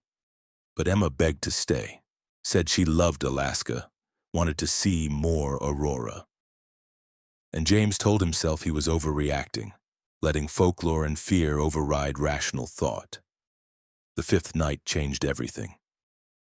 James woke to silence. No singing, no sounds from Emma's room. He checked on her and found the bed empty again. The front door stood open, cold air pouring in, snow drifting across the floor. James ran outside, shouting Emma's name. His footprints and hers led away from the cabin, hers small and bare into the forest. He followed them using his flashlight, terror rising as the tracks went deeper into the wilderness. The aurora erupted overhead, the strongest display he'd ever witnessed. The entire sky was alive with light, curtains and ribbons and spirals of color, moving with intentional purpose, seeming to search the landscape below. James found Emma in a clearing, standing in deep snow, arms raised, singing that alien song. The aurora concentrated directly above her, colors swirling into a spiral that seemed to be descending, reaching down to take her. "Emma!" James ran to her, grabbed her arms. "We're going back to the cabin now." Emma turned to look at him, and James barely recognized her. Her eyes reflected the aurora's colors, glowing green and purple. Her skin had a translucent quality, like light was shining from inside her. When she spoke, her voice carried harmonics that shouldn't be possible from human vocal cords. "I'm going with them, Daddy. They showed me how. I just have to let go of the heavy parts, the meat and bone, and keep only the light. It doesn't hurt. It feels wonderful. You're not going anywhere. You're my daughter. You're human. You're coming home." James tried to pull Emma toward the cabin, but she resisted with impossible strength. The aurora descended further, and James felt its pull, felt something in his own body responding to those colors, those frequencies, wanting to rise up and join the dance. He fought it, grounded himself in physical reality, in the feeling of cold snow, solid earth, the weight of his body. He was human. He was matter. He belonged here, not up there in the electromagnetic dance of solar particles and atmospheric interaction. Emma began to rise, literally levitate, her feet lifting off the ground, her body becoming lighter, less substantial. The aurora wrapped around her like a cocoon of light, and James could see her changing inside it, her physical form dissolving, being replaced by something else, something made of luminescence and energy. "No!" James grabbed Emma's ankle, his only remaining solid contact with her. "Emma, please, don't leave me, don't choose this." Emma looked down at him, and for a moment he saw his daughter. Really saw her. Saw the 8-year-old girl who loved pancakes and cartoon shows and bedtime stories. Saw the conflict in her expression, torn between the familiar comfort of family and the seductive promise of transformation into something wondrous. "I love you, Daddy," Emma said in her own voice. "But they showed me something amazing. They showed me I could be so much more than just a girl who grows up and gets old and dies. I could be light. I could dance forever. I'd rather have you human and temporary than light and eternal. Please, Emma, please come back." The aurora pulsed, colors intensifying, and James felt Emma's ankle becoming insubstantial in his grip, his hand starting to pass through her as she completed her transformation. He was losing her, losing his daughter to something that shouldn't exist, that science said was just natural phenomena, but that was clearly so much more. In desperation, James began singing. Not Emma's alien harmonics, but a lullaby, the song he'd sung to her since infancy. The simple melody that had soothed her through nightmares and illness and fear. He sang of earthly things, of home and safety, of love that didn't require transformation, of being enough just as you were. Emma hesitated. The aurora wavered, its pull weakening slightly. James saw the conflict intensify in his daughter's changing form, saw her struggling to choose, to decide between transcendence and humanity. "You'll always be enough for me," James said through tears. "You don't need to be made of light. You're perfect as you are. Please don't leave me alone." The aurora released its grip. Emma fell and James caught her, solid and heavy and wonderfully, normally human again. The lights retreated upward, seeming almost disappointed, and gradually faded as dawn approached, their power diminishing with the rising sun. James carried Emma back to the cabin, wrapped her in blankets, held her while she cried for what she'd lost. That glimpse of something beyond human experience, that promise of transformation and eternity that she'd come so close to accepting. They left Alaska that day, flew home without seeing another aurora.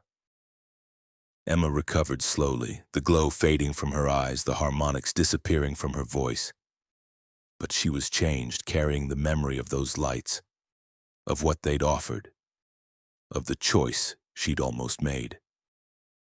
Years later, Emma would sometimes stop and stare at the night sky, particularly when weather conditions might produce aurora at lower latitudes. James would see that longing in her expression, that memory of dancing lights that had wanted to make her one of them. They never spoke directly about what had happened in Alaska. It was too strange, too impossible to fit into normal conversation.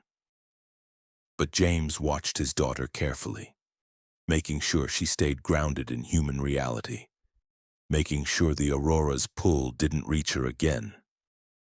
Because he understood now that the northern lights weren't just natural phenomena. They were something else, something alive and conscious, something that searched for those who could hear their music, who could respond to their call. Children particularly, young minds still flexible enough to transform, to shed physical form and become something made of light and electromagnetic force.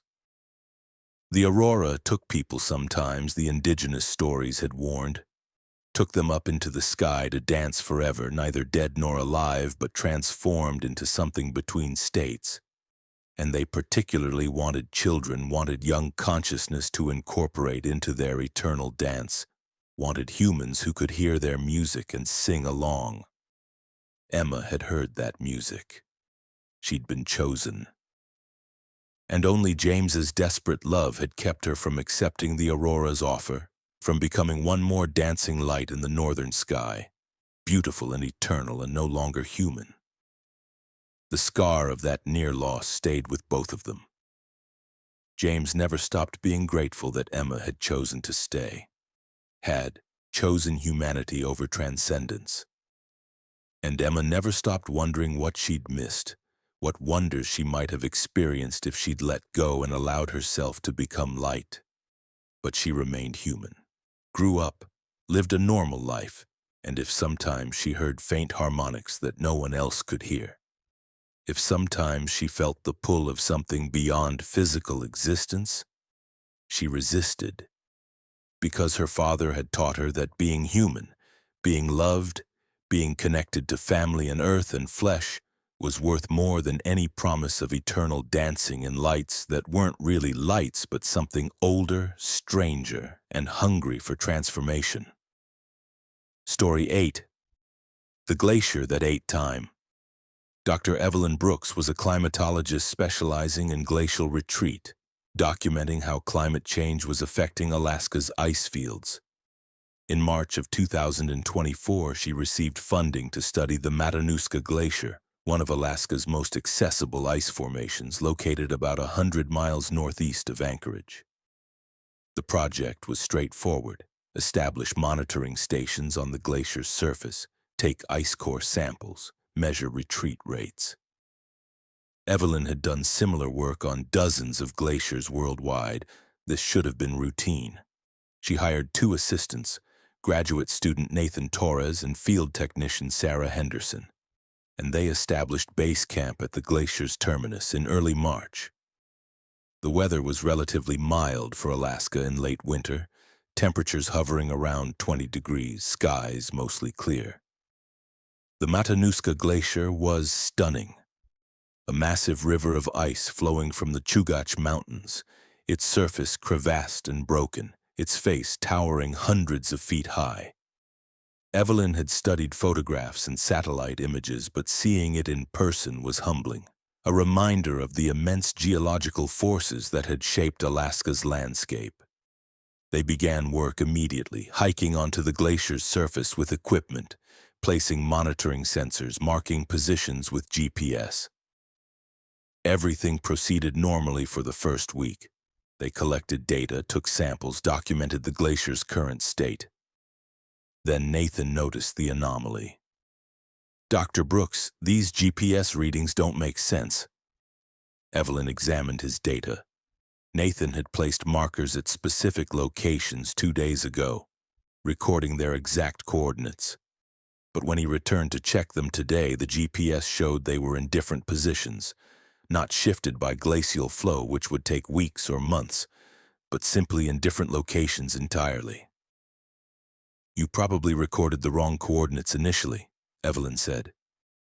"I triple-checked them. And look at this. The markers haven't moved. They're exactly where I placed them. But the GPS says they're somewhere else." Evelyn checked with her own GPS unit. It showed the same inconsistency: physical position not matching coordinate readings. She assumed equipment malfunction and made a note to request replacement GPS units, but the problem persisted with new equipment.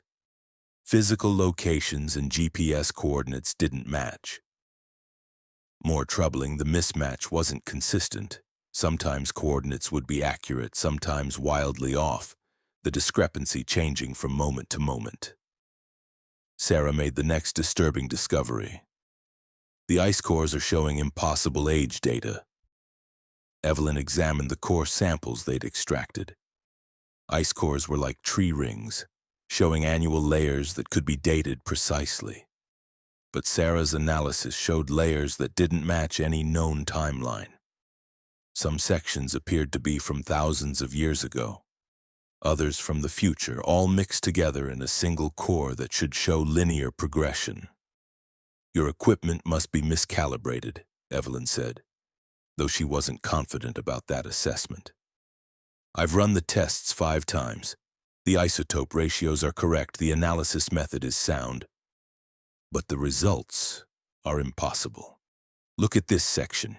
It shows ice that formed in 2037. That's 13 years from now."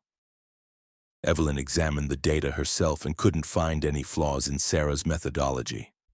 The ice core was showing layers from different times all compressed together, as if the glacier existed in multiple temporal states simultaneously. The team experienced the first personal timeline disruption on March 12th. Evelyn went to bed in her tent around midnight, exhausted from a long day of field work. When she woke up, her watch showed 8 a.m., but when she emerged from her tent, Nathan and Sarah were confused. "Where have you been?" Nathan asked. "You've been sleeping for 3 days." "3 days? No, I went to bed last night. It's been maybe 8 hours. "It's March 15th, Sarah said, showing Evelyn her phone. "You've been asleep since the 12th. We kept checking on you, worried you were sick, but you just kept sleeping." Evelyn checked her own devices. They all confirmed March 15th. She'd lost 3 days, experienced them as a single night's sleep, while her assistants had lived through those days normally. The discrepancies increased. Sometimes team members would experience time at different rates. Evelyn would work for what felt like an hour, while Nathan swore 6 hours had passed. Equipment would age differently, some items showing months of weathering after just days of use, others remaining pristine despite weeks of exposure. The glacier itself seemed to be the source of the temporal distortions. The closer they worked to the glacier's central flow, the worse the effects became. And they began noticing something else. Sections of the glacier that didn't quite match their surroundings, ice formations that appeared and disappeared, crevasses that weren't there yesterday and might not be there tomorrow.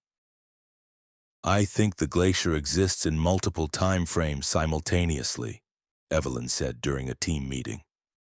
"It's not just moving through space, it's moving through time, and we're experiencing the interference pattern where different temporal states overlap." "That's not possible," Nathan said, though he sounded uncertain. "None of this is possible, but it's happening. Look at the evidence. GPS coordinates that don't match physical locations, ice cores showing future layers, people experiencing time at different rates. The glacier is temporally unstable." Sarah checked her samples again. "If you're right, then this ice has been forming, melting, and reforming in loops. It's not just old ice melting due to climate change. It's ice that exists across multiple timelines, and as it melts in one timeline, it reveals sections from other timelines." The implications were staggering. The glacier wasn't just a physical phenomenon, but a temporal one, a place where time functioned differently, where past and future existed simultaneously, where cause and effect were scrambled.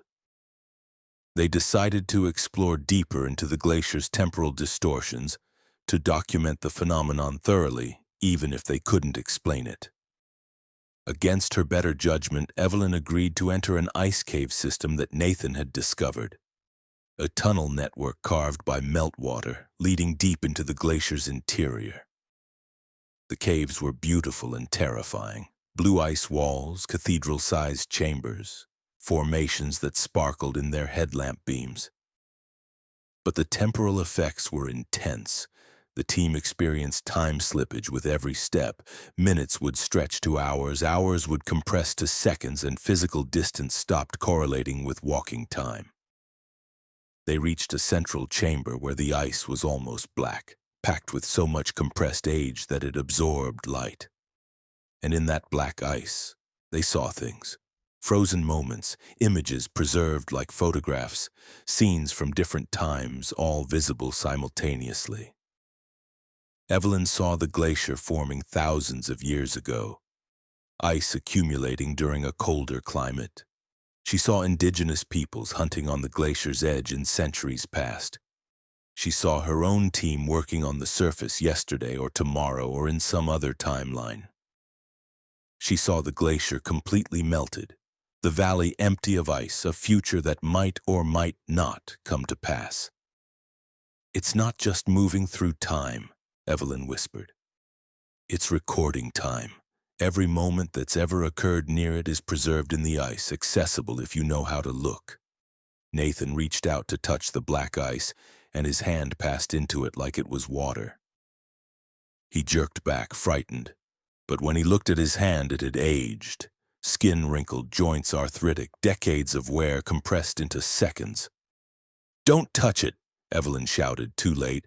Nathan was changing, aging rapidly, his young face weathering, his body deteriorating. Sarah grabbed Nathan and pulled him away from the black ice. The aging stopped, but Nathan's right hand remained elderly, a grotesque contrast to his 26-year-old body. "We need to leave. Now." Evelyn led them back through the tunnel system, but the route had changed. Passages that had been there now weren't. New tunnels had appeared, and their sense of direction was completely scrambled.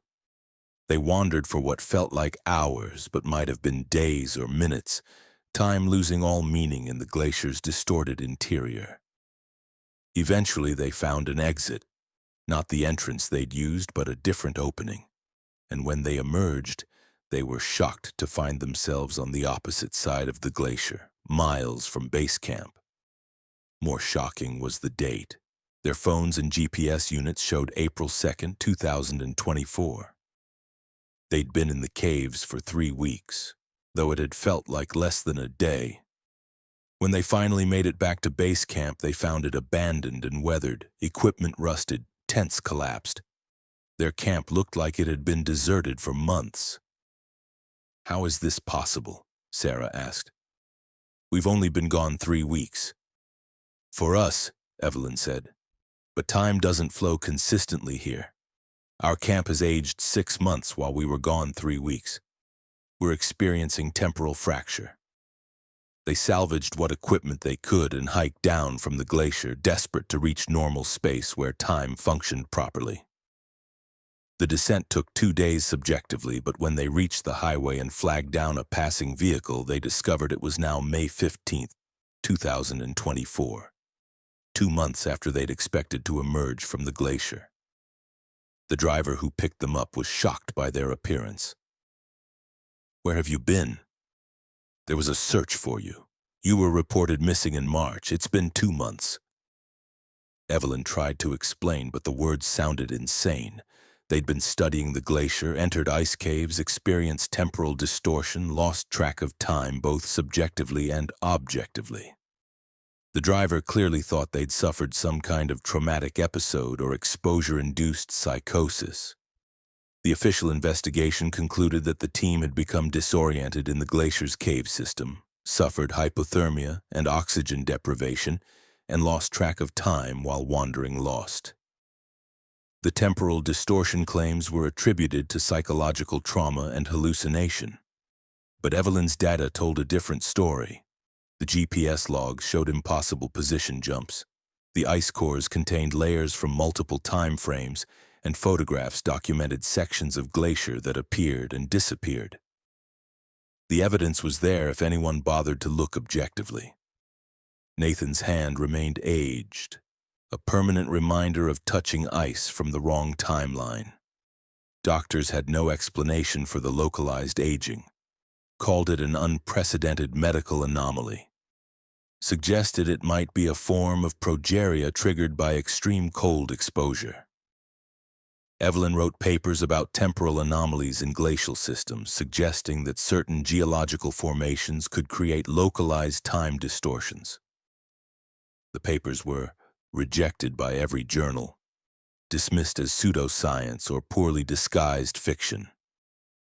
She abandoned academic research after that, unable to continue in a field that refused to acknowledge what she'd experienced.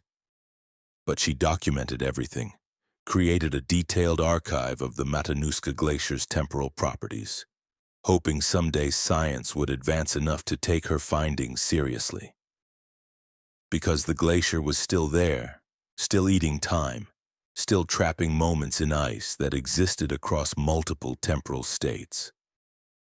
And other researchers, other curious explorers would inevitably venture into its depths and experience what Evelyn's team had experienced: the disorientation, the aging, the glimpse of time as a dimension that could be moved through rather than just endured. Some would emerge with stories like Evelyn's, Others might not emerge at all, lost in temporal loops, wandering the glacier's interior in timelines that didn't connect to normal reality. Forever trapped in ice that was simultaneously forming and melting, past and future, solid and fluid. The glacier ate time because it was time, Evelyn concluded. Not just frozen water, but frozen moments, accumulated history, compressed years stored in crystalline form. And as climate change melted that ice, it was releasing time back into the world, creating temporal instabilities, allowing different eras to bleed into each other. What would happen when the glacier completely melted, when all that trapped time was released at once? Evelyn didn't know, but she suspected it would be catastrophic. A temporal flood, history spilling out in no particular order, past and future becoming indistinguishable, causality breaking down. She watched satellite images of the Matanuska Glacier each year, noting its steady retreat, its continuous melting. And she wondered if she should warn someone, should try to make authorities understand that this wasn't just an environmental problem but a temporal one, that melting glaciers might release more than just water. But who would listen? Who would believe that ice could contain time itself, that glaciers were archives of moments, that melting them was like erasing history and future simultaneously? So Evelyn waited, documented, and watched. And she kept Nathan's aged hand in her mind, a reminder that time was physical, that it could be touched and absorbed, that the right conditions could compress or stretch it, that Alaska's glaciers held secrets that science hadn't yet dreamed of understanding.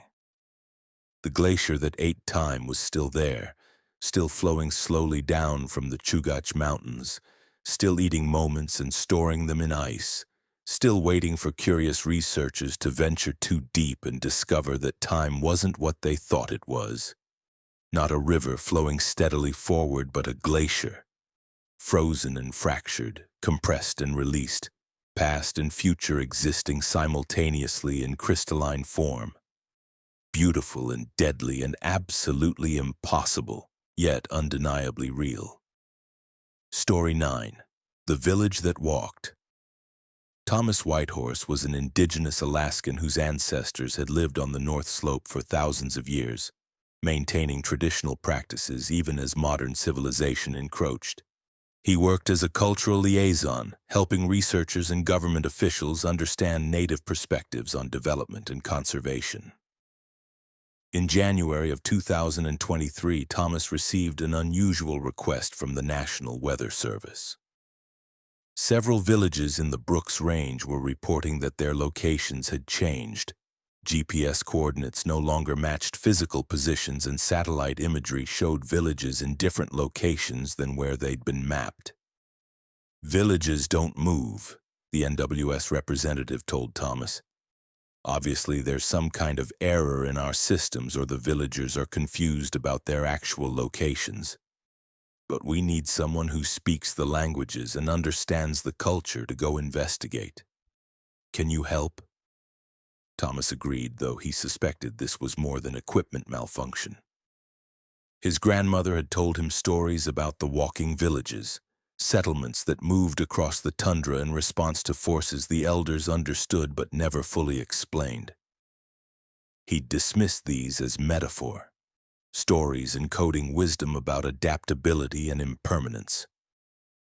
But maybe there was more to them. He flew to the village of Anaktok, population 73, located nominally 200 miles north of the Arctic Circle. When the pilot tried to land at the charted coordinates, they found only empty tundra. The village was visible several miles to the east, its buildings clustered in a valley that the maps showed as uninhabited. "That's weird," the pilot said. "Those coordinates have always been accurate. Maybe they relocated?" But when Thomas asked the villagers, they insisted they hadn't moved. "Our village has always been here," Elder Mary Tug said. "This is where our ancestors built, where we've lived for generations." Thomas showed her the maps, the GPS coordinates, the satellite images that clearly showed the village in a different location, Mary looked at them with confusion. These maps are wrong. We haven't moved. The land must have moved around us. Over the next week, Thomas documented the phenomenon. The village's position shifted daily, sometimes by a few hundred yards, sometimes by several miles. The movements weren't random. They followed patterns that seemed to correlate with weather, with the aurora, with factors Thomas couldn't immediately identify. Residents insisted they experienced no movement, felt no displacement. From their perspective, they went to sleep in their homes and woke up in the same place. But GPS and satellite data showed continuous relocation. Thomas visited 4 more villages experiencing the same phenomenon. Kivalina, Shishmaref, Point Hope, and several smaller settlements all reported position discrepancies. Maps no longer matched reality. Coordinates shifted. Villages that should have been in one location were found in another. Some villages were moving in directions that made sense, inland as coastal erosion threatened their foundations, away from flooding rivers toward better hunting grounds. But others moved in seemingly random patterns, and some were heading toward dangerous areas, thin ice, unstable permafrost, territories that couldn't support permanent settlement. Thomas consulted with his grandmother, one of the few elders who still remembered the old stories in detail. She wasn't surprised by his report. "The villages are waking up," she said. "They've been sleeping for a long time, rooted in place by modern materials, steel and concrete instead of hide and bone. But the land is changing, getting warmer, getting unstable. The villages are responding, doing what they're supposed to do. They walk." "Villages can't walk, grandmother. Buildings don't have legs." "Not legs, but connections to the earth, to the spirits that live in permafrost and stone. Our ancestors built their villages to move, to follow game and seasons. Modern people forgot how to do this, built permanent structures, tried to force the land to stay still. But the land is alive, and when the land moves, villages must move with it or be destroyed." Thomas knew his grandmother believed in a spiritual worldview that modern science dismissed. But he couldn't dismiss the empirical evidence. Villages were relocating, and residents genuinely didn't perceive the movement. He established monitoring equipment in Anaktok, GPS trackers on buildings, cameras recording continuously. The data showed that villages moved during specific times, primarily during winter darkness, during aurora displays, during certain weather patterns. And the movement wasn't mechanical. Buildings didn't slide across ice or rock. They simply were in one location and then were in another as if they'd always been there. Thomas consulted with geologists who confirmed that permafrost instability could cause ground movement. But the scale and pattern didn't match natural geological processes. This was something else. He spent 3 months living in Anaktok, experiencing village life through the winter darkness. And slowly he began to understand what his grandmother meant. The village wasn't moving in physical space. It was moving through relationship with the land. The tundra wasn't static geography, but a living network. The land itself conscious in ways Western science didn't acknowledge.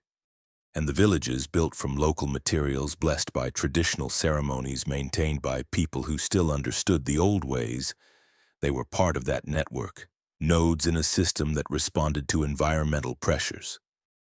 When the land became dangerous, ice too thin, permafrost too unstable, weather too severe, the villages relocated to safer areas, not by physically moving, but by shifting their position in the land's network, establishing themselves in locations that had always existed as potential sites, making the transition seamlessly because the land itself facilitated the movement. From the villagers' perspective, they never moved. Their home was always home.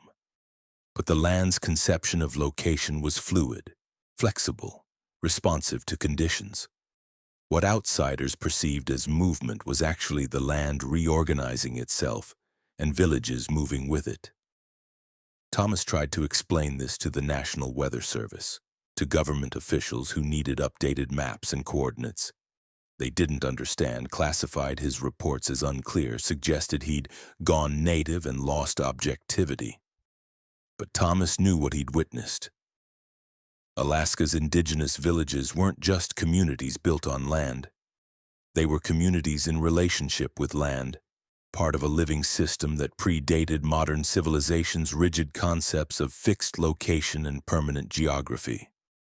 And as climate change accelerated, as permafrost melted and coastlines eroded, the walking villages were adapting, moving to survive, doing what they'd always been designed to do but had been prevented from doing by modern attempts to force permanence on an inherently dynamic landscape.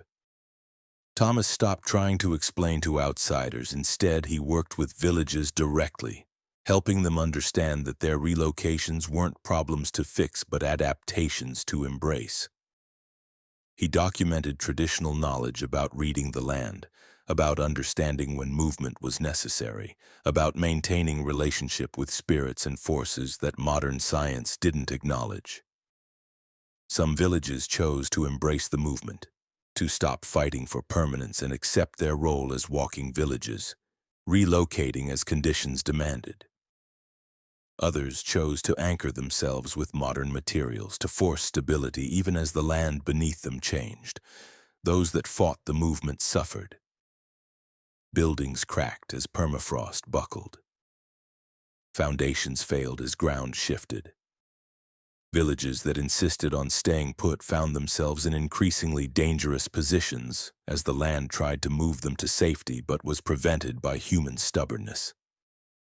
Those that accepted the movement survived. Their villages relocated smoothly, residents waking to find themselves in slightly different locations but fundamentally unchanged, their homes intact, their communities cohesive, simply existing in a new relationship with land that had always been there but was now more actively present. Thomas documented it all, created a record of the walking villages not for government officials or scientists, but for future generations of indigenous Alaskans who might need to understand what their ancestors had known. That permanence was illusion, that survival required flexibility, that the land was alive and responsive and would move you to safety if you let it. He lived to see more villages awaken to their mobile nature, more communities accept that location was fluid, more people understand that Alaska's landscape wasn't static but dynamic, not dead but living, not just geography but relationship. And he passed the knowledge to his grandchildren, teaching them to read the signs, to understand when the land was preparing to move, to recognize the difference between dangerous geological instability and beneficial relocation facilitated by forces that cared for those who maintained proper relationship with the earth. The walking villages became more common as climate change intensified, as traditional territories became uninhabitable, as communities needed to adapt or die. And those that remembered the old ways, that maintained relationship with the living land, that accepted movement as natural rather than fighting for impossible permanence, they survived. The maps were always wrong, Thomas told researchers who asked about coordinate discrepancies. Because maps assumed land was static, assumed coordinates were fixed, assumed that where something was yesterday is where it would be tomorrow. But Alaska's land didn't work that way, had never worked that way, would never work that way. The villages walked because the land walked beneath them, around them, with them, and those willing to walk survived. Those who insisted on standing still eventually stood alone, abandoned by land that moved on without them, left behind by a living landscape that had no patience for those who refused to dance with its rhythms. Story 10. The Darkness That Remembered. Dr. Angela Morrison was a psychologist specializing in seasonal affective disorder, studying how extended darkness affected human mental health. Alaska provided perfect conditions for her research. During polar night, some regions experienced months without direct sunlight, subjecting residents to darkness that could trigger profound psychological effects. In December of 2023, Angela established a research station in Utqiagvik, formerly Barrow, the northernmost town in Alaska, where polar night lasted from November to January. She planned to study 12 volunteer subjects, monitoring their mental health throughout the dark period, testing interventions like light therapy and circadian support. The 12 volunteers were a mix of long-term residents accustomed to polar night and newcomers experiencing it for the first time. Angela set up a monitoring system. Daily check-ins, psychological assessments, mood tracking, sleep studies, designed to capture the full spectrum of darkness's mental health impact. The study proceeded normally for the first 3 weeks.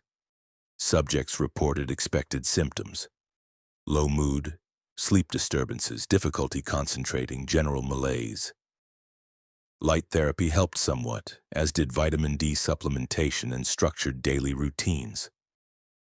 Then in late December, subjects began reporting unusual experiences. Not standard sad symptoms, but something else, memories that didn't belong to them, thoughts and voices that weren't their own, knowledge of events they'd never witnessed. Sarah Chen, one of Angela's subjects, reported at first, "I keep remembering things from someone else's life. A woman named Elizabeth who lived here in the 1950s. I remember her husband, her children, her daily routine. But I've never met anyone named Elizabeth, and these memories are too detailed to be imagination." Angela initially classified this as confabulation, false memories created by isolation and darkness. But then more subjects reported similar experiences. Each was remembering different people, different time periods, different lives that weren't their own. Marcus Rodriguez remembered being an indigenous hunter in the 1800s. Jennifer Walsh remembered being a research scientist in the 1970s. Robert Kim remembered being a whaling captain in the 1920s. The memories were specific, detailed, verifiable. When Angela checked historical records, she found that Elizabeth, the hunter, the scientist, and the captain had all been real people who'd lived in Utqiagvik during their respective eras. "This is impossible," Angela muttered, reviewing the data. "Memories don't transfer between people. Even if they did, how would darkness facilitate it?" She consulted with neurologists who suggested the subjects were accessing historical information unconsciously, perhaps reading old records and incorporating them into dreams without conscious awareness. But subjects were experiencing memories of events that weren't recorded anywhere, personal details that only the original person would have known. Angela expanded her research, interviewing long-term Utqiagvik residents who'd lived through many polar nights. Most dismissed her questions, uncomfortable discussing the phenomenon.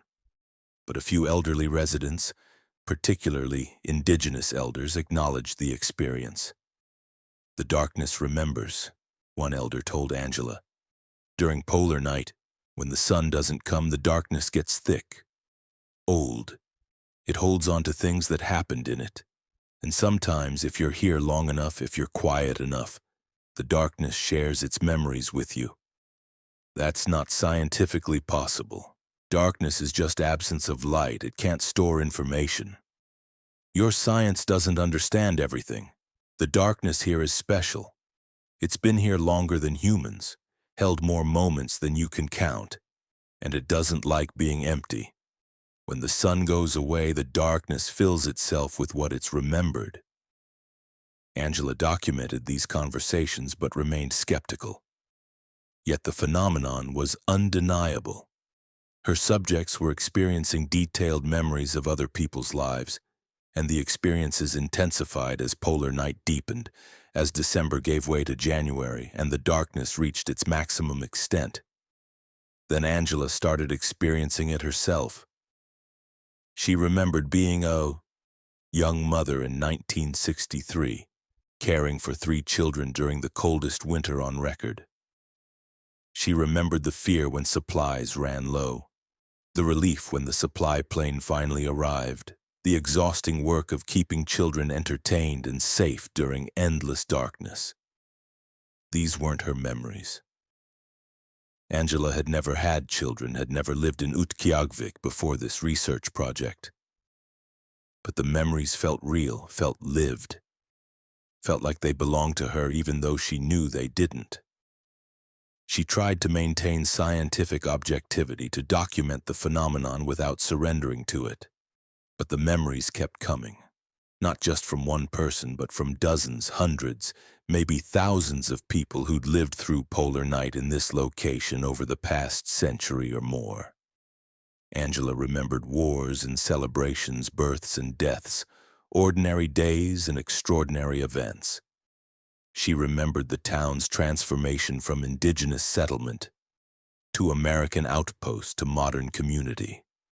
She remembered generations of people who'd endured the darkness, each leaving their memories behind, each contributing to an accumulated history that the darkness preserved and periodically shared with those living enough to receive it. Her research subjects were experiencing the same phenomenon, though each received different memories, different perspectives, different pieces of the collective history that Utqiagvik's darkness had accumulated. "Why is this happening?" Angela asked during a group session, all 12 subjects together comparing experiences. "Maybe the darkness is lonely," Sarah suggested. "Maybe it wants company, wants to share what it knows. We're here, we're conscious, we're receptive because we're already psychologically vulnerable to its effects. So it gives us its memories, makes us part of its story." It was unscientific but resonated emotionally. The darkness did feel alive, felt conscious, felt like it had intention and desire. And its desire seemed to be connection, sharing, preventing the past from being forgotten by pouring it into present minds willing to receive. Angela's mental state deteriorated as the memories intensified. She couldn't distinguish her own life from the dozens of lives she was remembering. Was she Angela Morrison from Seattle? Or was she Elizabeth from the 50s, or the indigenous hunter from the 1800s? All of them felt real. All of them felt like they were her. The other subjects experienced similar identity confusion. They'd speak in voices that weren't their own, respond to names from the past, temporarily become the people whose memories they carried. Angela realized this was dangerous, that they were losing themselves in the darkness's accumulated history. She needed to end the study, get everyone into sunlight, break the connection with whatever force was transferring these memories. But the darkness didn't want to let go.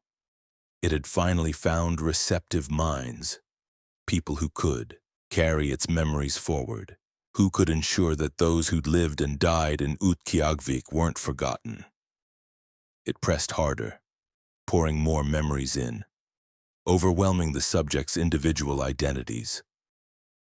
Angela made a desperate decision. She gathered all 12 subjects and led them outside, forcing them to stand in the darkness together to confront it directly rather than passively receiving its memories in isolation. They stood in the center of town, in the deepest part of polar night, and Angela spoke to the darkness itself. "We acknowledge you. We've received your memories. We understand that people lived here, suffered here, loved here, died here. Their stories matter. But you need to let us go. We can't carry all of this. We're not strong enough to hold centuries of lives in our minds." The darkness seemed to contract, to focus its attention on the group. Angela felt its weight, its immensity, the accumulated presence of thousands of dark hours, millions of moments experienced in absence of sunlight. And then, slowly, the memories began to recede. Not completely. Everyone retained fragments, pieces of the lives they'd experienced. But the overwhelming flood diminished, leaving subjects able to remember who they were, to distinguish self from the others whose memories they'd temporarily carried. Angela realized the darkness had needed acknowledgement, needed someone to recognize that it held value, that the memories it preserved mattered. By speaking directly to it, by validating its purpose, she'd satisfied some need it had, allowed it to release its grip on their minds. The rest of Polar Night passed more peacefully. Subjects still experienced occasional memory intrusions, still sometimes knew things they shouldn't know about Utqiagvik's history. But they maintained their identities, remained themselves even while carrying echoes of others. When the sun finally returned in January, breaking the horizon for the first time in months, the darkness's hold broke completely. The transferred memories became dreamlike, fading like ordinary dreams fade, leaving only vague impressions and emotional residue. Angela wrote up her findings but faced immediate rejection from scientific journals. "You're describing paranormal phenomena," reviewers told her. "This isn't psychology, it's fantasy. You've obviously suffered psychological breakdown from extended darkness exposure." She tried to explain that all 12 subjects experienced the same phenomenon, that they'd gained verifiable historical knowledge they couldn't have accessed through normal means. But science refused to accept that darkness could be more than absence of light, that it could accumulate, remember, and share what it had witnessed. Angela left academia unable to reconcile her experience with the narrow confines of accepted psychological theory. But she continued documenting the phenomenon, interviewing other people who'd lived through Polar Night and experienced the darkness's memories. She found that it was common knowledge among long-term residents, particularly indigenous peoples, that Polar Night brought memories that weren't your own. Most people didn't speak about it openly, didn't want to be thought crazy by outsiders. But they knew. They experienced it. They accepted it as part of living in the far north, where darkness lasted so long it became a presence rather than an absence. Angela established support groups for people affected by what she called Polar Night Memory Syndrome, providing space for them to share their experiences without judgment, to process the disorienting effect of carrying others' memories, to integrate the historical knowledge they'd gained into their sense of self. She concluded that darkness in extreme environments wasn't passive but active, that it absorbed and retained information in ways science didn't understand, that prolonged absence of light created conditions where human consciousness became permeable to collective memory stored in darkness itself. The darkness remembered because that was its nature. It was absence, void, emptiness that needed to be filled with something. And in places where darkness lasted months, it filled itself with the lives lived within it, with the moments experienced during Polar Night, with the accumulated history of all who'd endured extended darkness in that specific location. Angela's subjects never fully recovered their pre-study psychology. They retained fragments of the memories they'd carried, remained connected to the people whose lives they'd temporarily lived. Some found this enriching, felt they'd gained perspective and depth from experiencing multiple lives. Others found it disturbing, struggled with identity confusion and the weight of knowing things they had no right to know. But all of them understood that darkness was more than simple absence of light. It was presence, it was accumulation, it was memory made visible by the complete absence of vision. And in Alaska's far north, where darkness stretched for months and swallowed the world, the darkness remembered everything and would share those memories with anyone who stayed long enough, who opened themselves enough, who accepted that the past wasn't truly past but was preserved in the darkness that had witnessed it. Angela Morrison never returned to Utqiagvik.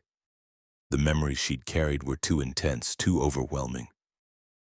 But she thought about the darkness often, wondered what other memories it held, what other lives had been lived and recorded in that accumulating absence of light. And she warned future researchers about the psychological dangers of extended Polar Night exposure. Not just the standard sad symptoms, but the deeper risk of losing yourself in someone else's memories, of becoming a vessel for the darkness's accumulated history, of learning that identity was more fluid than anyone wanted to believe and that darkness remembered everything you'd rather forget.